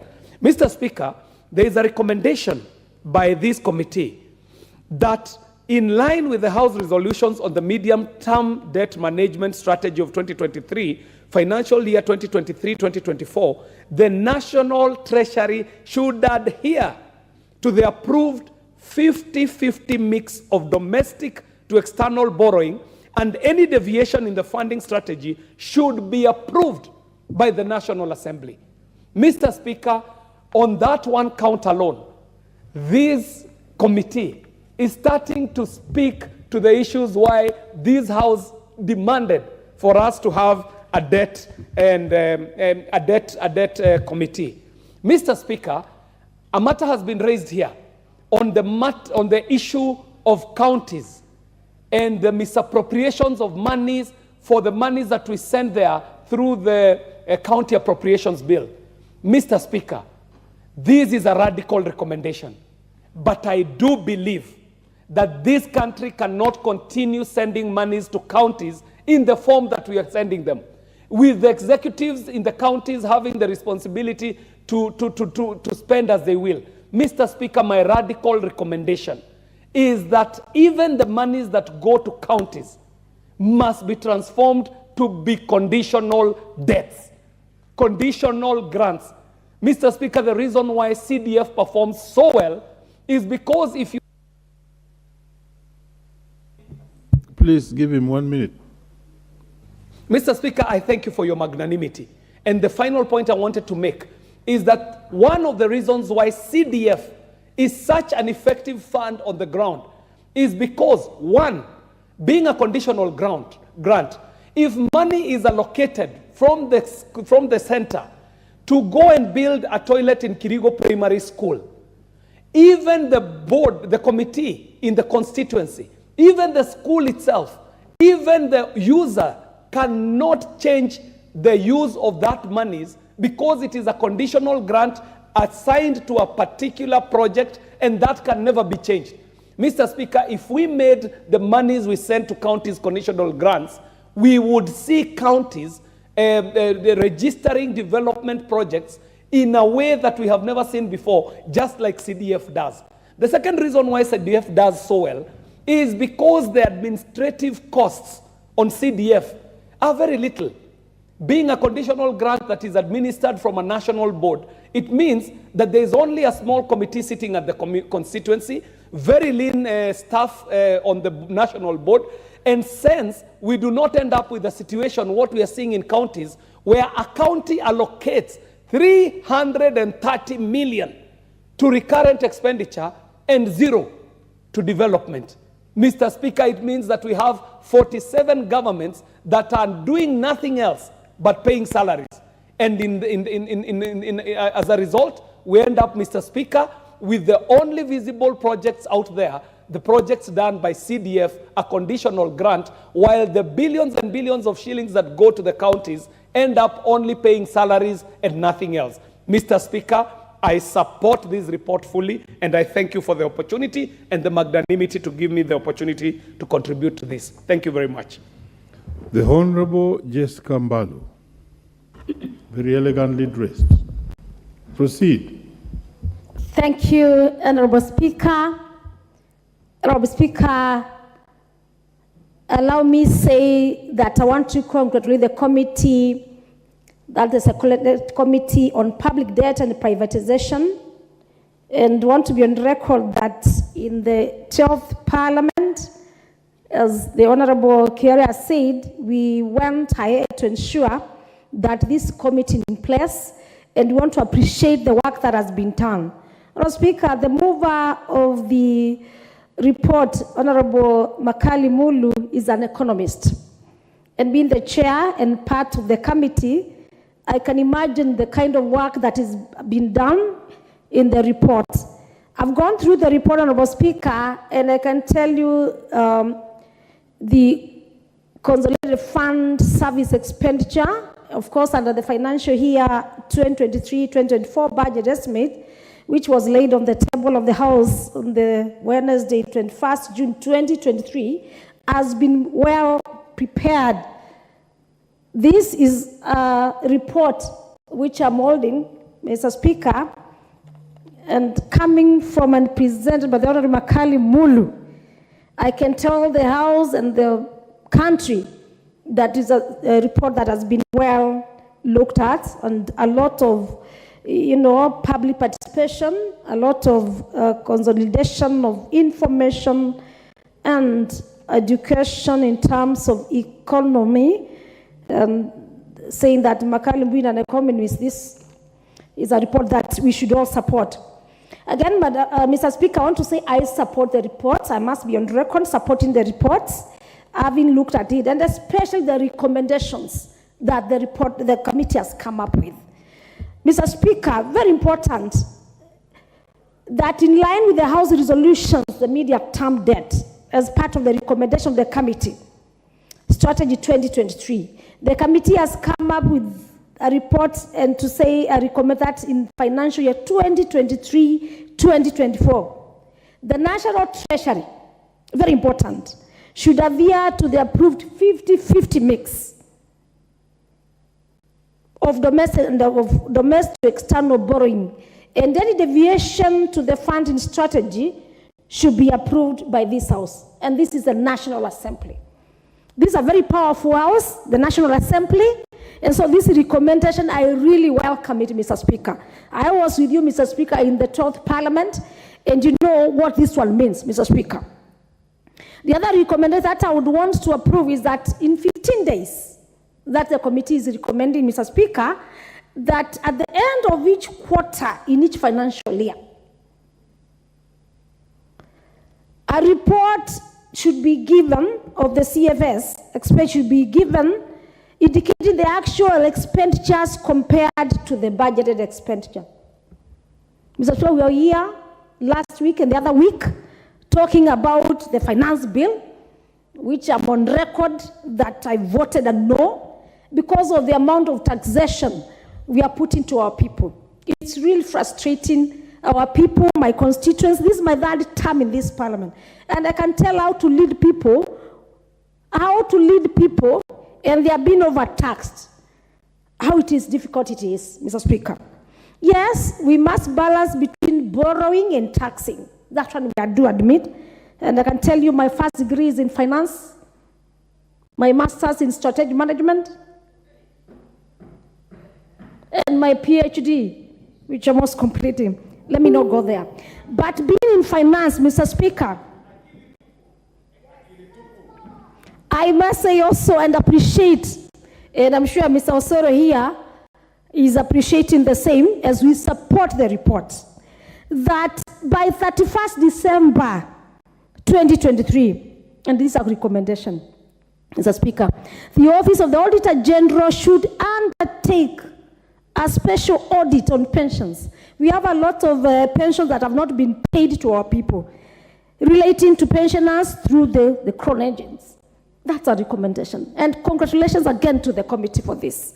And now we are saying with the implementation committee in this House, this must be implemented, and we must see the fruits of this House.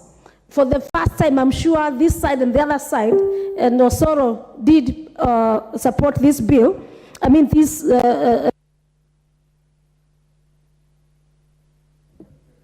Okay, give her 1 minute.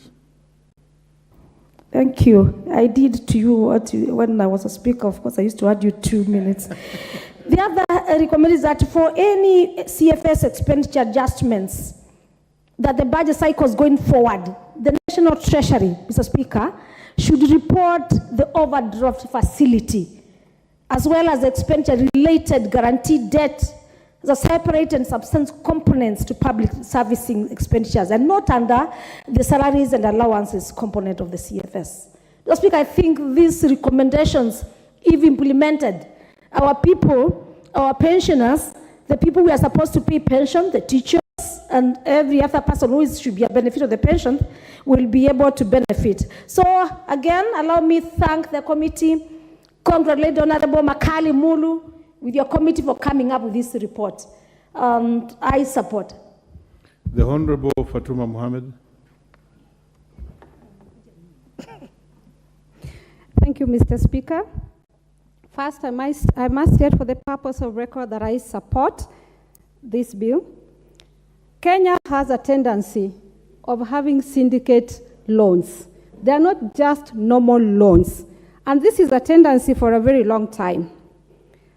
At the moment now, we have a budget deficit of 720 billion. And the question is, where are we going to get this money? And the answer is simple: we are going to take a loan. And we have become a country that is laughed at. When we go outside the country and you meet fellow African sisters and brothers, and they ask you, oh, what is your population? And you have a time to chat. And they say, what is your budget? That is the next question. And then they ask you, oh, where are you going to get the money? If a white man is seated next to you, because I've experienced that, the white man said, they'll come and beg us to help them. And I felt ashamed, because Africa, and even Kenya as a country, we are a rich country. We have resources. We can get our money locally. But we have a tendency of borrowing, and not borrowing to help, but borrowing to put it in our pockets. If you look at the situation now, the president runs with I don't know how many cars. It will take you an hour for his motorcade to pass you. The next, the governor passes with his flag, another motorcade. And the tendency is bad for us. We are hungry. We are looking for food. The fuel has gone up, but they can manage to fuel these cars that they go around with.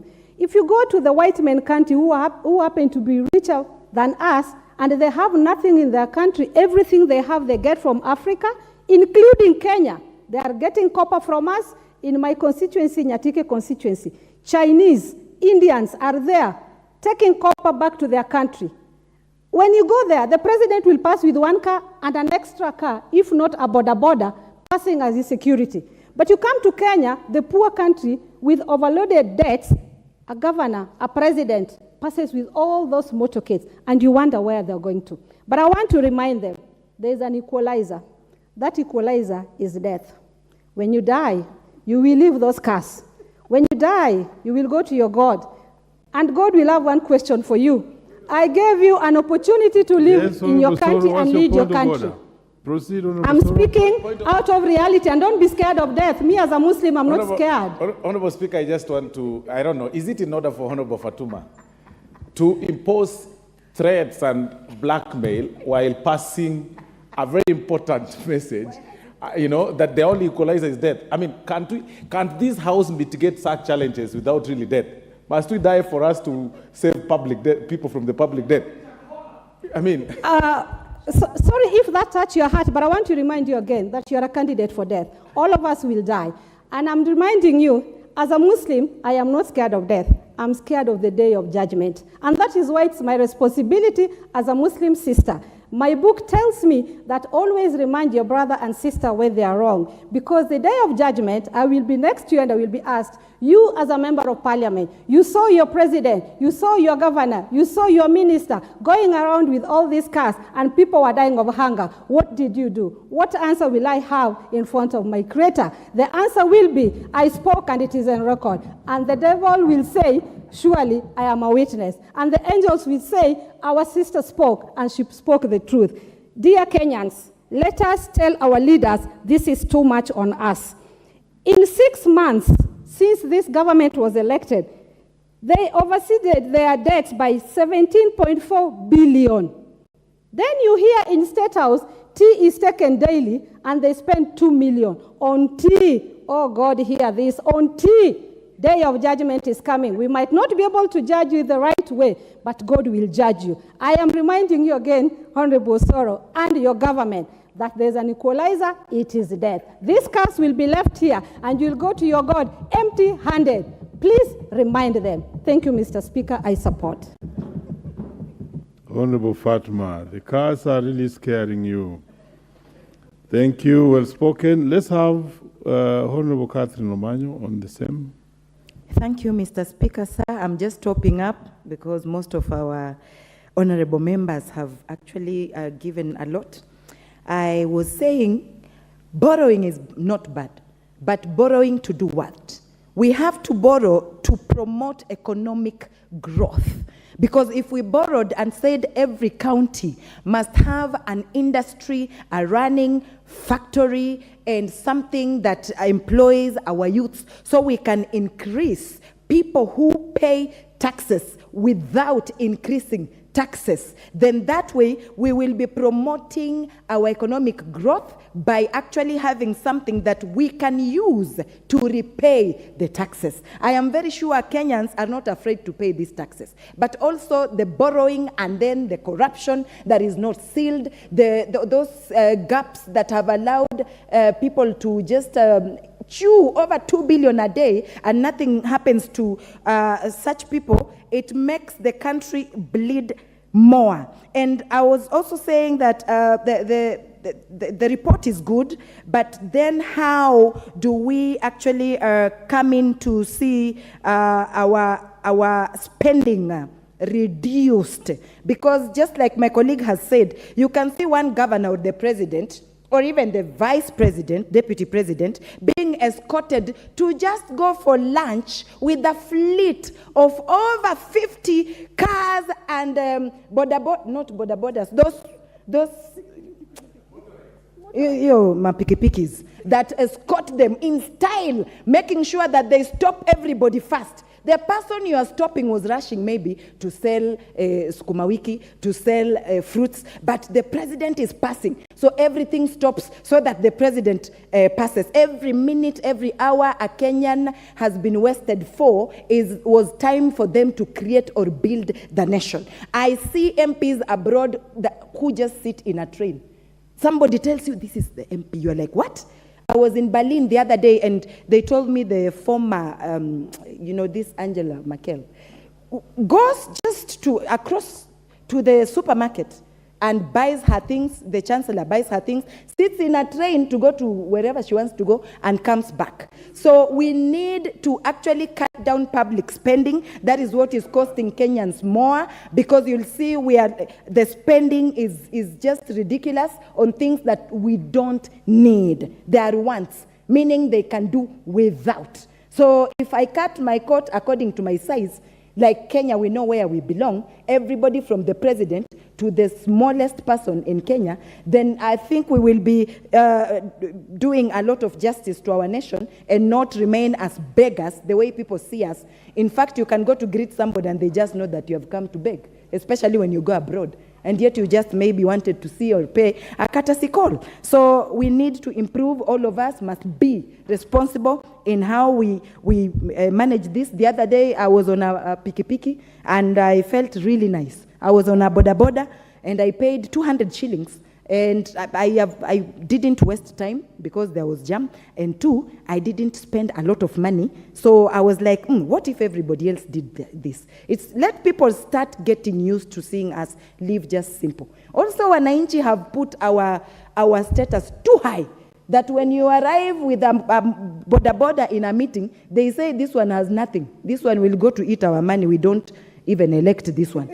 Now, if you arrive in a big car, V8, now this one is now our person. So we need also to go down and educate our people that being a member of parliament or being a president or governor, it doesn't mean you have to arrive in style with a fleet of 30 vehicles for you to prove a point that you can be a honorable member. So it's all of us to change our mindset to be adjusted into just living simple, but making sure that the country is safe for all of us and future generations.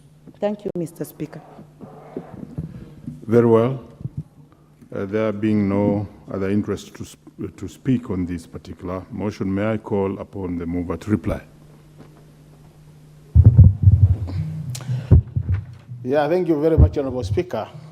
Honorable Speaker, I want to take this opportunity to thank the honorable members for taking their time and being patient to discuss this important report. As a committee, we appreciate the positive comments on this report.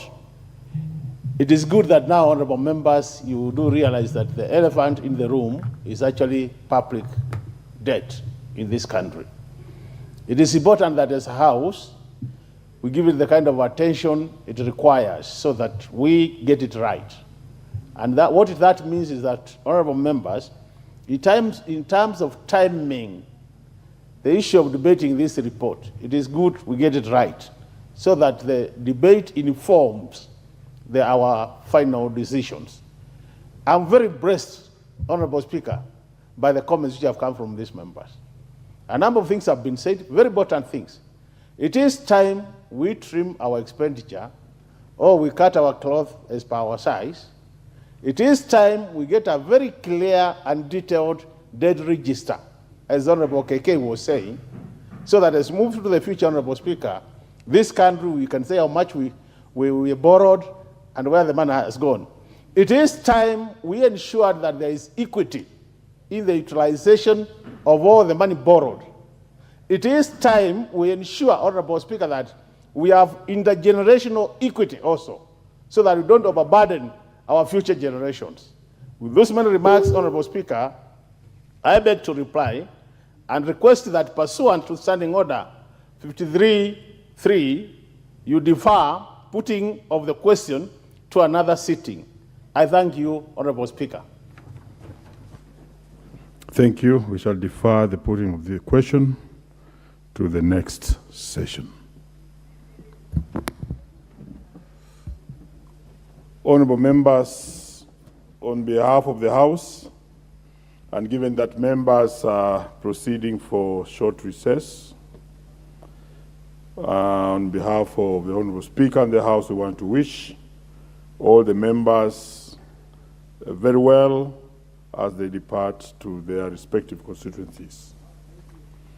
We may be upstanding, and the honorable members, and the time being 7 p.m., this House stands adjourned until Tuesday, 25th July 2023 at 2:30 p.m.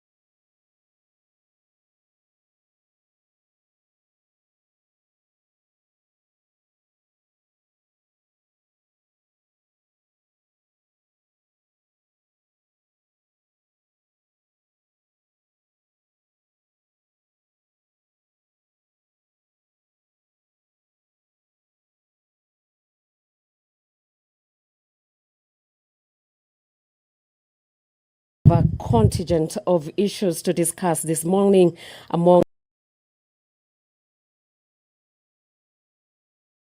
bills and the Wildlife Conservation and Management Amendment Bill of the National Assembly, Bill number 3 of 2023, the bill that is brought by Honorable Rueda Obo, the Member of Parliament for Lamu. This bill, which considers the conservation and management of wildlife, is expected to bring a raft of issues and changes when it comes to policies concerning conservations and management of wild animals. The objective of the bill is to amend the Wildlife Conservation and Management Act, that of number 47 of 2013, in order to include the sharks, the stonefish, and whales and stingrays among the wildlife species. This is in respect of compensation as a result of death and injuries that sometimes are caused by these animals and may be compensated.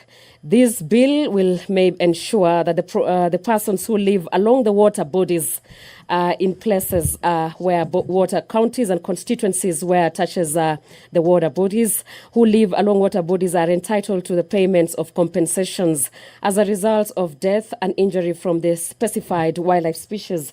And the bill does not delegate legislative powers, nor does it limit fundamental rights and freedom.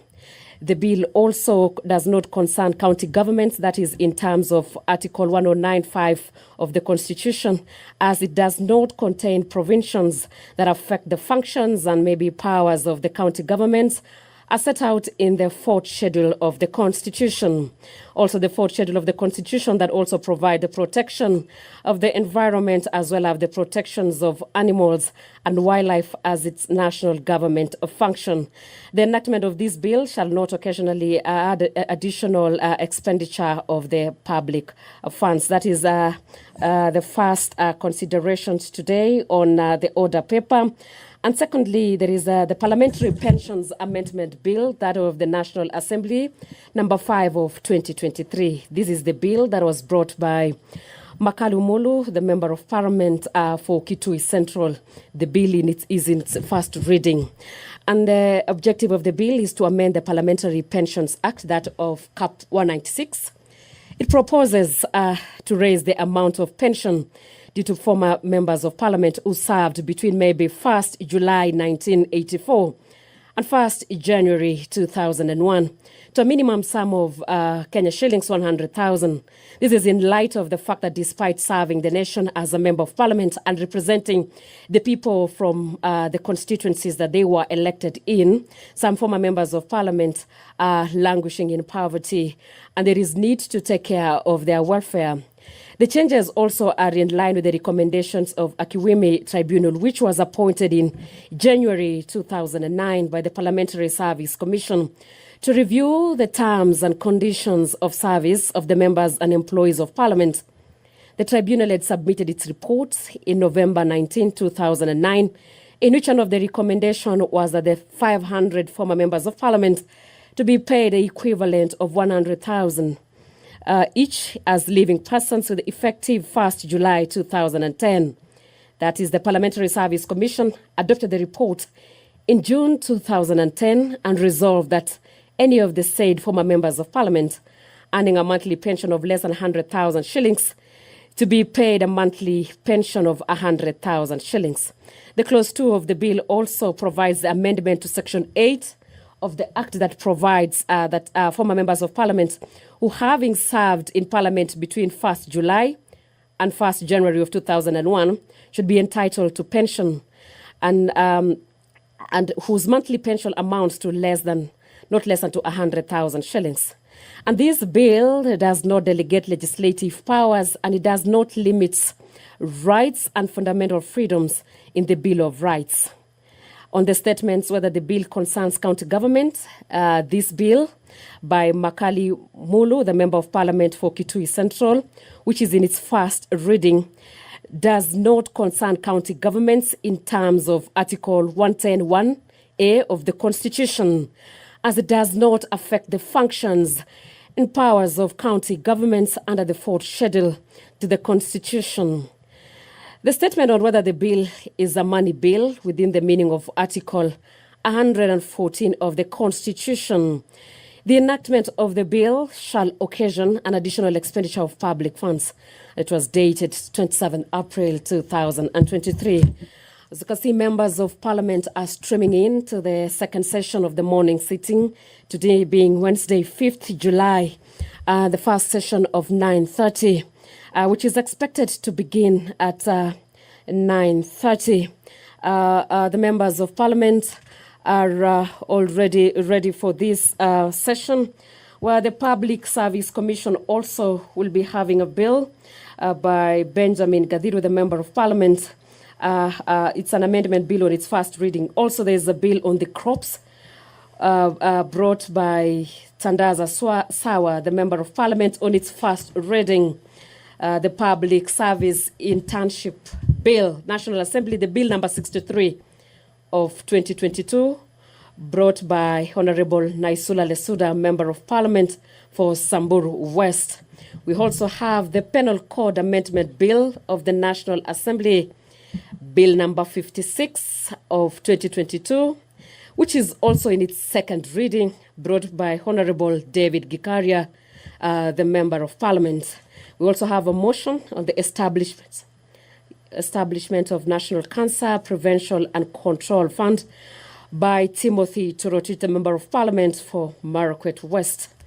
And the Speaker of the National Assembly is making his way to the parliamentary chamber of the National Assembly, where he's expected to preside over today's session of Wednesday, July 5th at 9:30.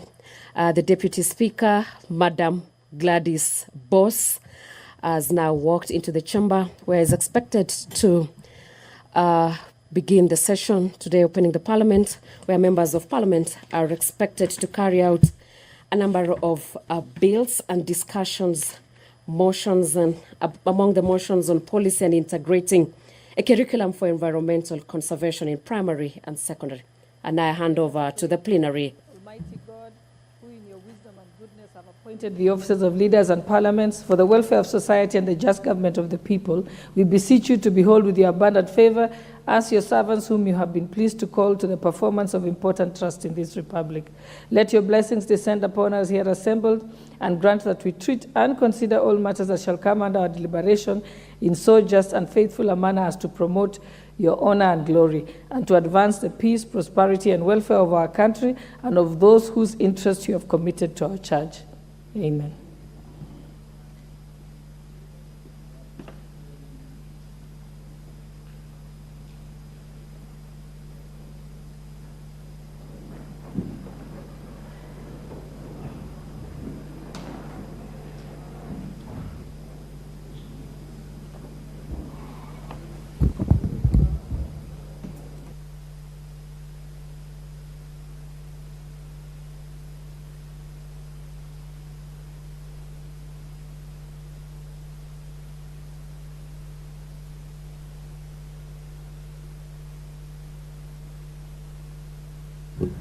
I direct that the bell be rung for 10 minutes.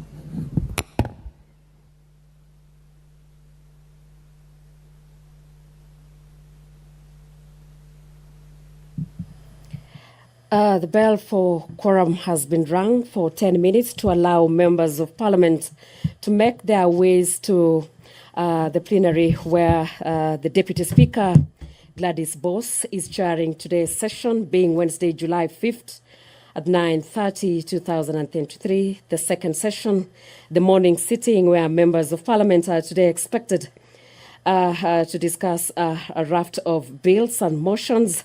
And today on our order paper, we have Lamu West East Member of Parliament, Honorable Rueda Obo, who is has an amendment bill on the wildlife conservation, an amendment bill of the National Assembly number 3 of 2023, which the principal objective of the bill is to amend the Wildlife Conservation and Management Act number 47 of 2013, which seeks to include the sharks, stonefish, whales, and stingrays among the wildlife species in respect with compensation as a result of death and injury may be paid. This bill will ensure that the persons who live along the water bodies are entitled to payments of compensation as a result of death and injury from the specified wildlife species. Also, in whether the statement on the delegation of legislative powers and limitation of fundamental rights and freedoms, the bill does not delegate legislative powers, nor does it limit fundamental rights and freedom.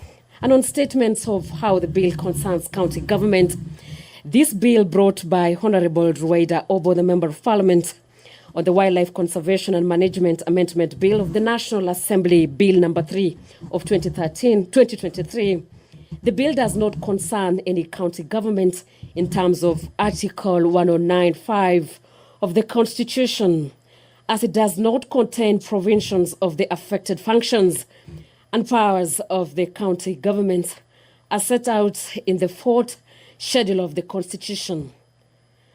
Part 1 of the 4th schedule to the Constitution provides that protection of the environment, as well as protections of animals and wildlife, is a national government function. Thus, the bill will not concern the county government in terms of Article 109(5) of the Constitution. Also, if the statement as whether the bill is a money bill within the meaning of Article 114 of the Constitution, the enactment of this bill shall not occasion an additional expenditure of public funds. Also today, the members of parliament led by Makali Mulu, the member of parliament for Kitui Central, as the parliamentary pensions amendment bill, bill number 35 of 2023, which is in its first reading on parliamentary pensions. And the primary principal objective of the bill is to amend the Parliamentary Pension Act Cap 196.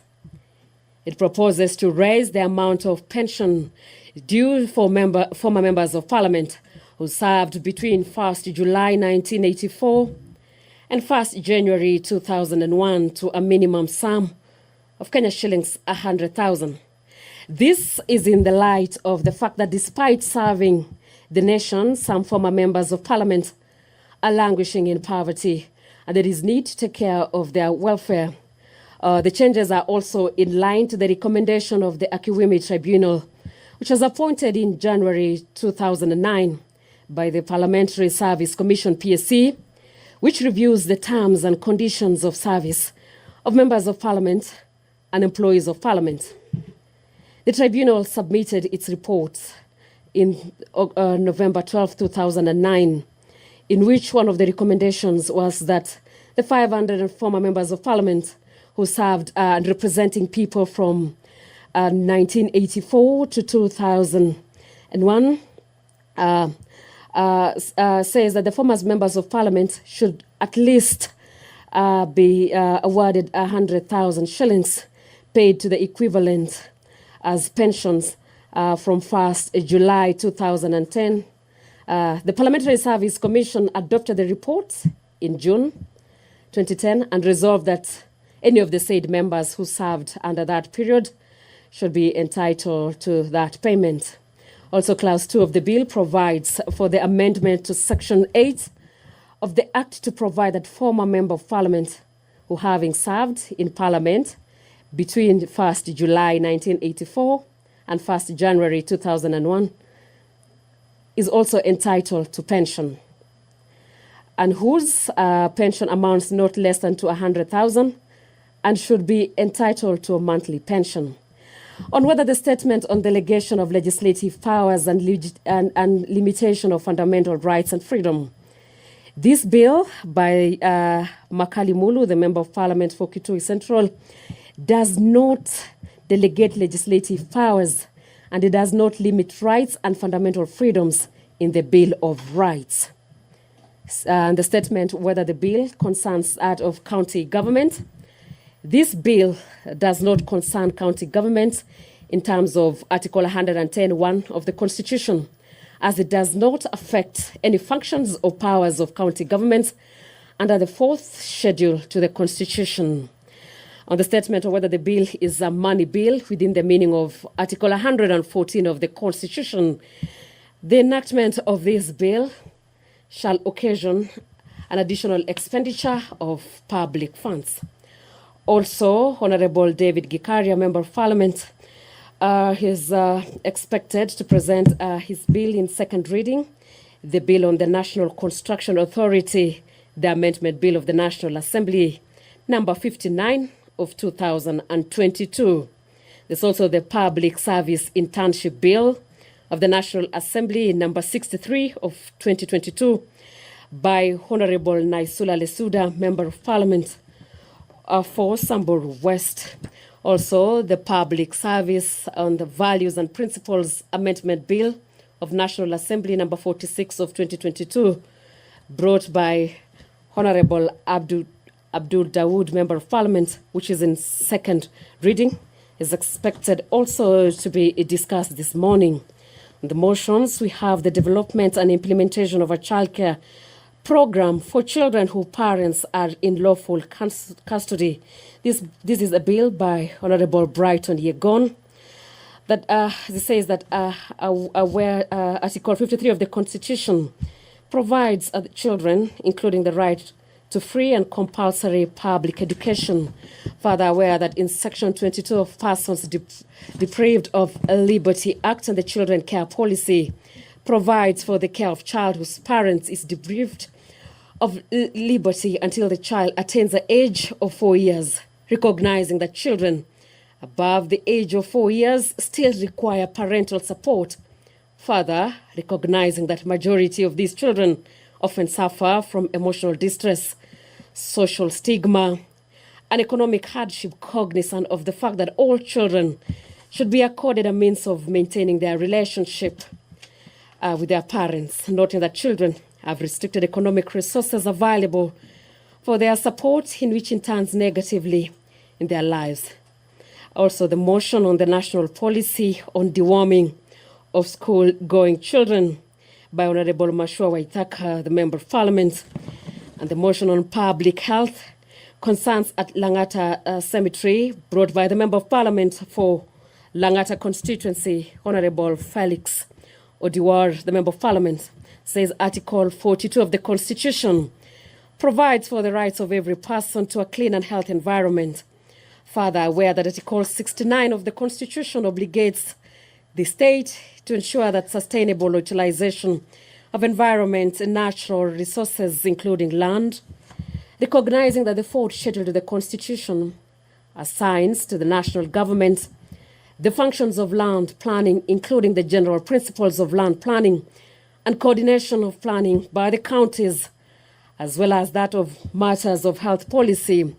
Further, recognizing that there is an ongoing public outcry regarding the neglect of Langata Public Cemetery, which was declared full close to 2 decades ago, a concern that this matter has been left unaddressed and poses a significant threat.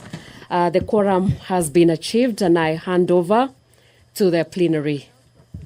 I think we have quorum.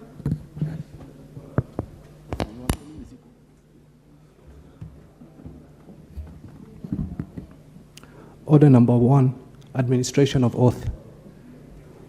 Order number 2, communication from the chair. Order number 3, messages. Order number 4, petitions. Order number 5, papers. Deputy Majority Leader. Honorable Speaker, I beg to lay the following papers on the table of the House today, Wednesday, 5th July 2023, in the morning sitting. 1. Annual report of the Commission of Administrative Justice for the financial year 2021-2022 from the Commission on Administrative Justice, Office of the Ombudsman.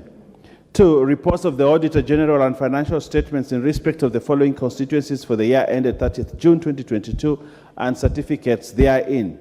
A. Suna East, Suna West, Kilifi South, Kilifi North, Kitutu Chache South, Baringo South, South Mugirango, Mwingi Central, Kinango, Kabondo Kasipul, Voi, Awendo, Wundanyi, Changamwe, Taveta, Bopasi, Likoni, Bonchari, Karachuonyo, Rabai, Malindi, Ganze, Lungalunga, Kaloleni, Uriri, and Mwatate.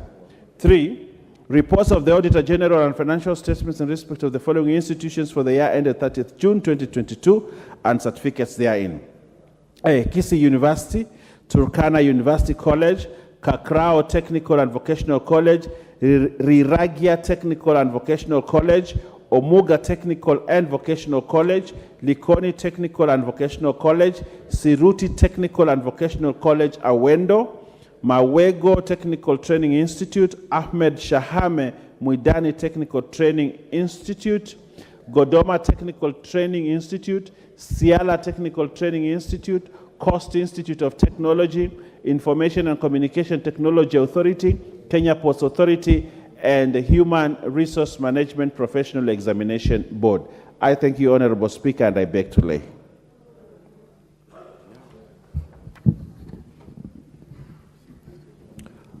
Order number 6, notices of motion. Order number 7, questions and statements. Honorable Member for Laisamis.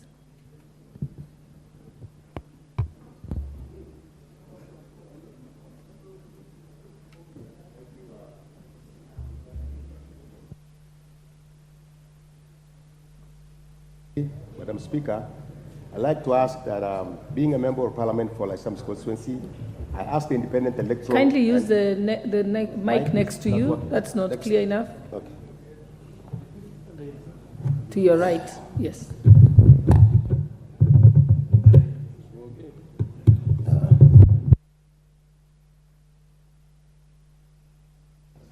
Thank you. Madam Speaker, I'd like to ask question number 087-2023. I'd like to ask the question direct to Independent Electoral and Boundaries Commission. Could the Commission, 1, provide a report on the last review or exercise undertaken, if any, on constituency or county boundaries markings undertakings by the Commission in the country? 2, provide details of the size in square kilometers of Laisamis constituency and clarify whether the size has ever been varied over time. 3, provide details of the actual global positioning system, GPS, coordinates of the boundaries of the constituency in the north, south, east, and west, as well as those of each of constituencies bordering Laisamis constituency. I thank you, Madam Speaker. Okay, I've received a request from Honorable David Gikaria, Chair for Environment Committee, and I think requesting that a member for Kajiado North, Onesphorus Ngoyo, you give the question on his behalf. Thank you, Madam Speaker. On behalf of the member for Nakuru Town East, David Gikaria, to ask a question to the Independent Electoral and Boundaries Commission. Could the Commission, 1, state when it is intending to carry out the exercise of reviewing of constituencies and wards boundaries as stipulated in the Constitution? 2, elaborate on the criteria the Commission plans to employ so as to guarantee fair boundary review process. 3, provide details of the protected constituencies and how the Commission will ensure that the boundaries review process does not interfere with the same. Thank you, Madam Speaker. Honorable Member for Narok North, Honorable Agnes Pareño. Thank you, Madam Speaker, for giving me this opportunity and to ask this question. And my question is, could the Commission explain why Narok North constituency has not been gazetted as a hardship area despite satisfying the conditions to be disgraded as such? 2, enumerated efforts that have been given instituted to ensure teachers deployed in the constituency benefit from the hardship allowances. Thank you, Madam Speaker. Thank you. Member for Butula.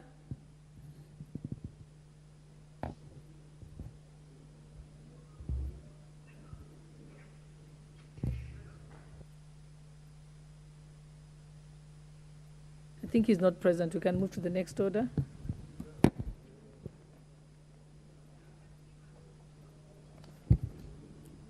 Order number 8, the Wildlife Conservation and Management Amendment Bill, National Assembly Bill number 3 of 2023.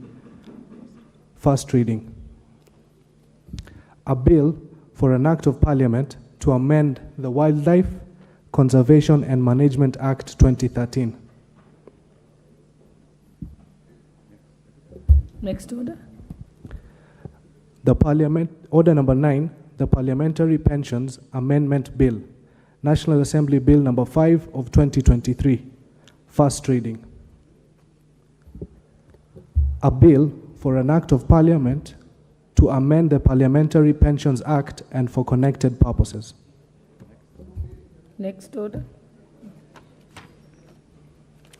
Order number 10, the Public Service Commission Amendment Bill, National Assembly Bill number 6 of 2023, first reading. A bill for an act of parliament to amend the Public Service Commission Act. Next order. Order number 11, the Crops Amendment Bill, National Assembly Bill number 8 of 2023, first reading. A bill for an act of parliament to amend the Crops Act. Next order. Order number 12, the National Government Coordination Amendment Bill, National Assembly Bill number 25 of 2023, first reading. A bill for an act of parliament to amend the National Government Coordination Act. Next order. Order number 13, motion. Development of a policy and funding for junior secondary schools. I think we had a balance of 2 hours, 50 minutes, so we'll resume debate.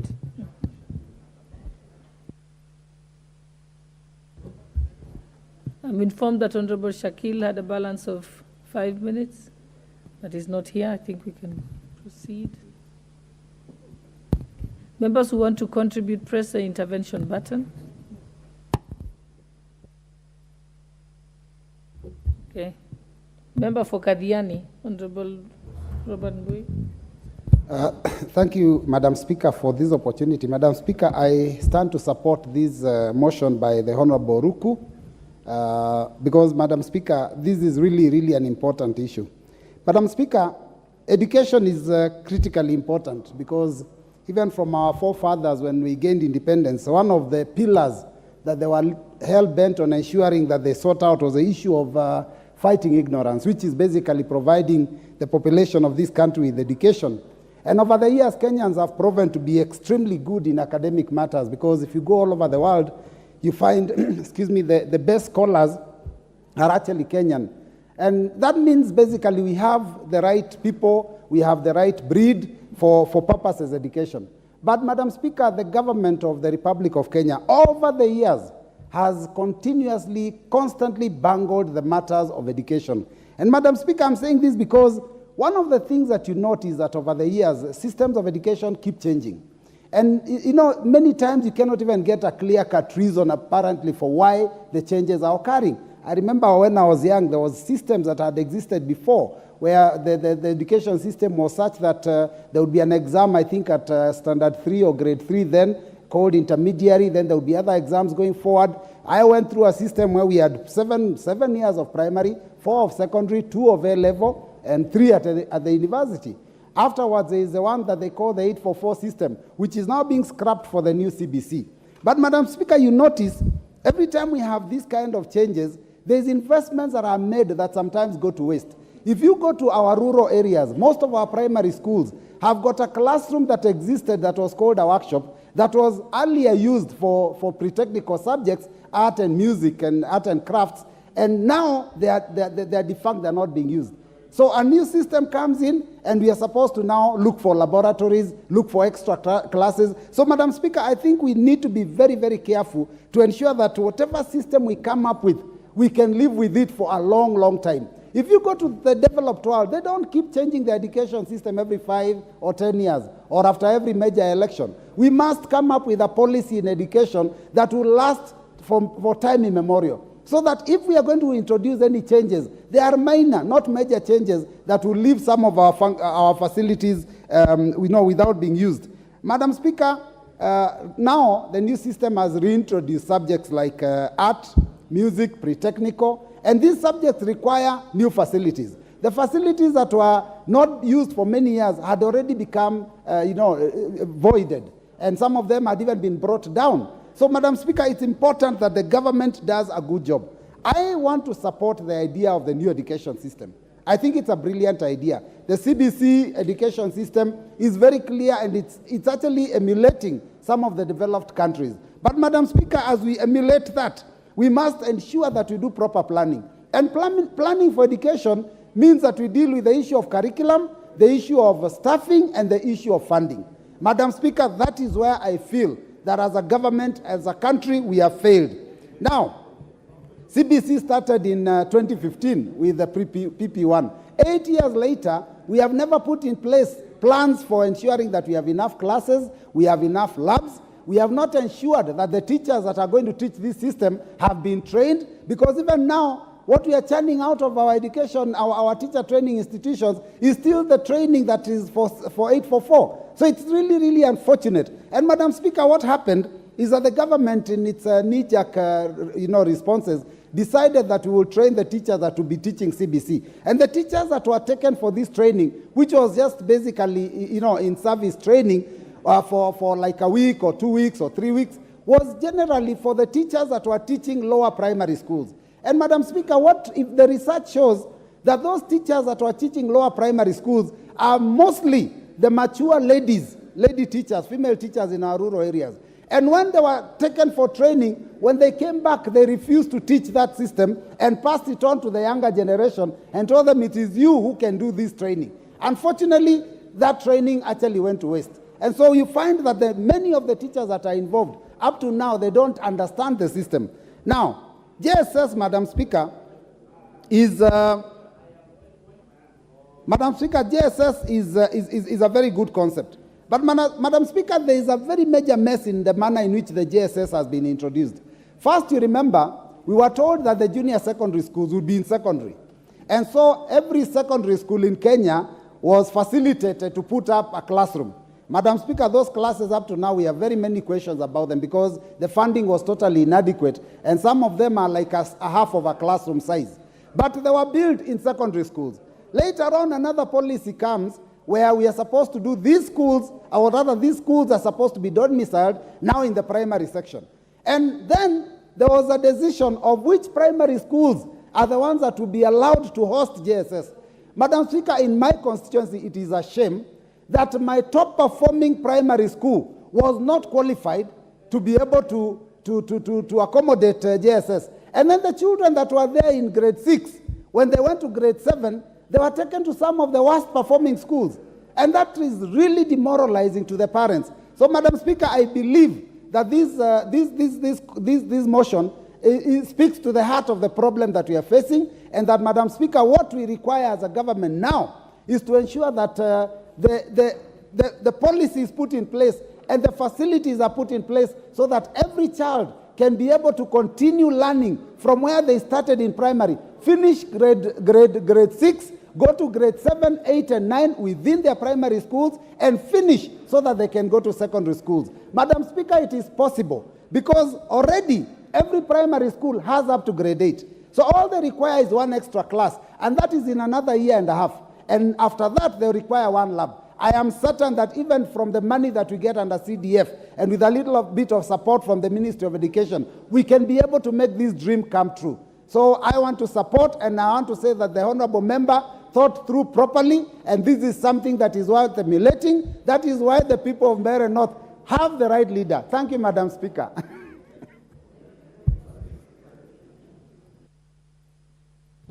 Honorable Dorothy Kiara.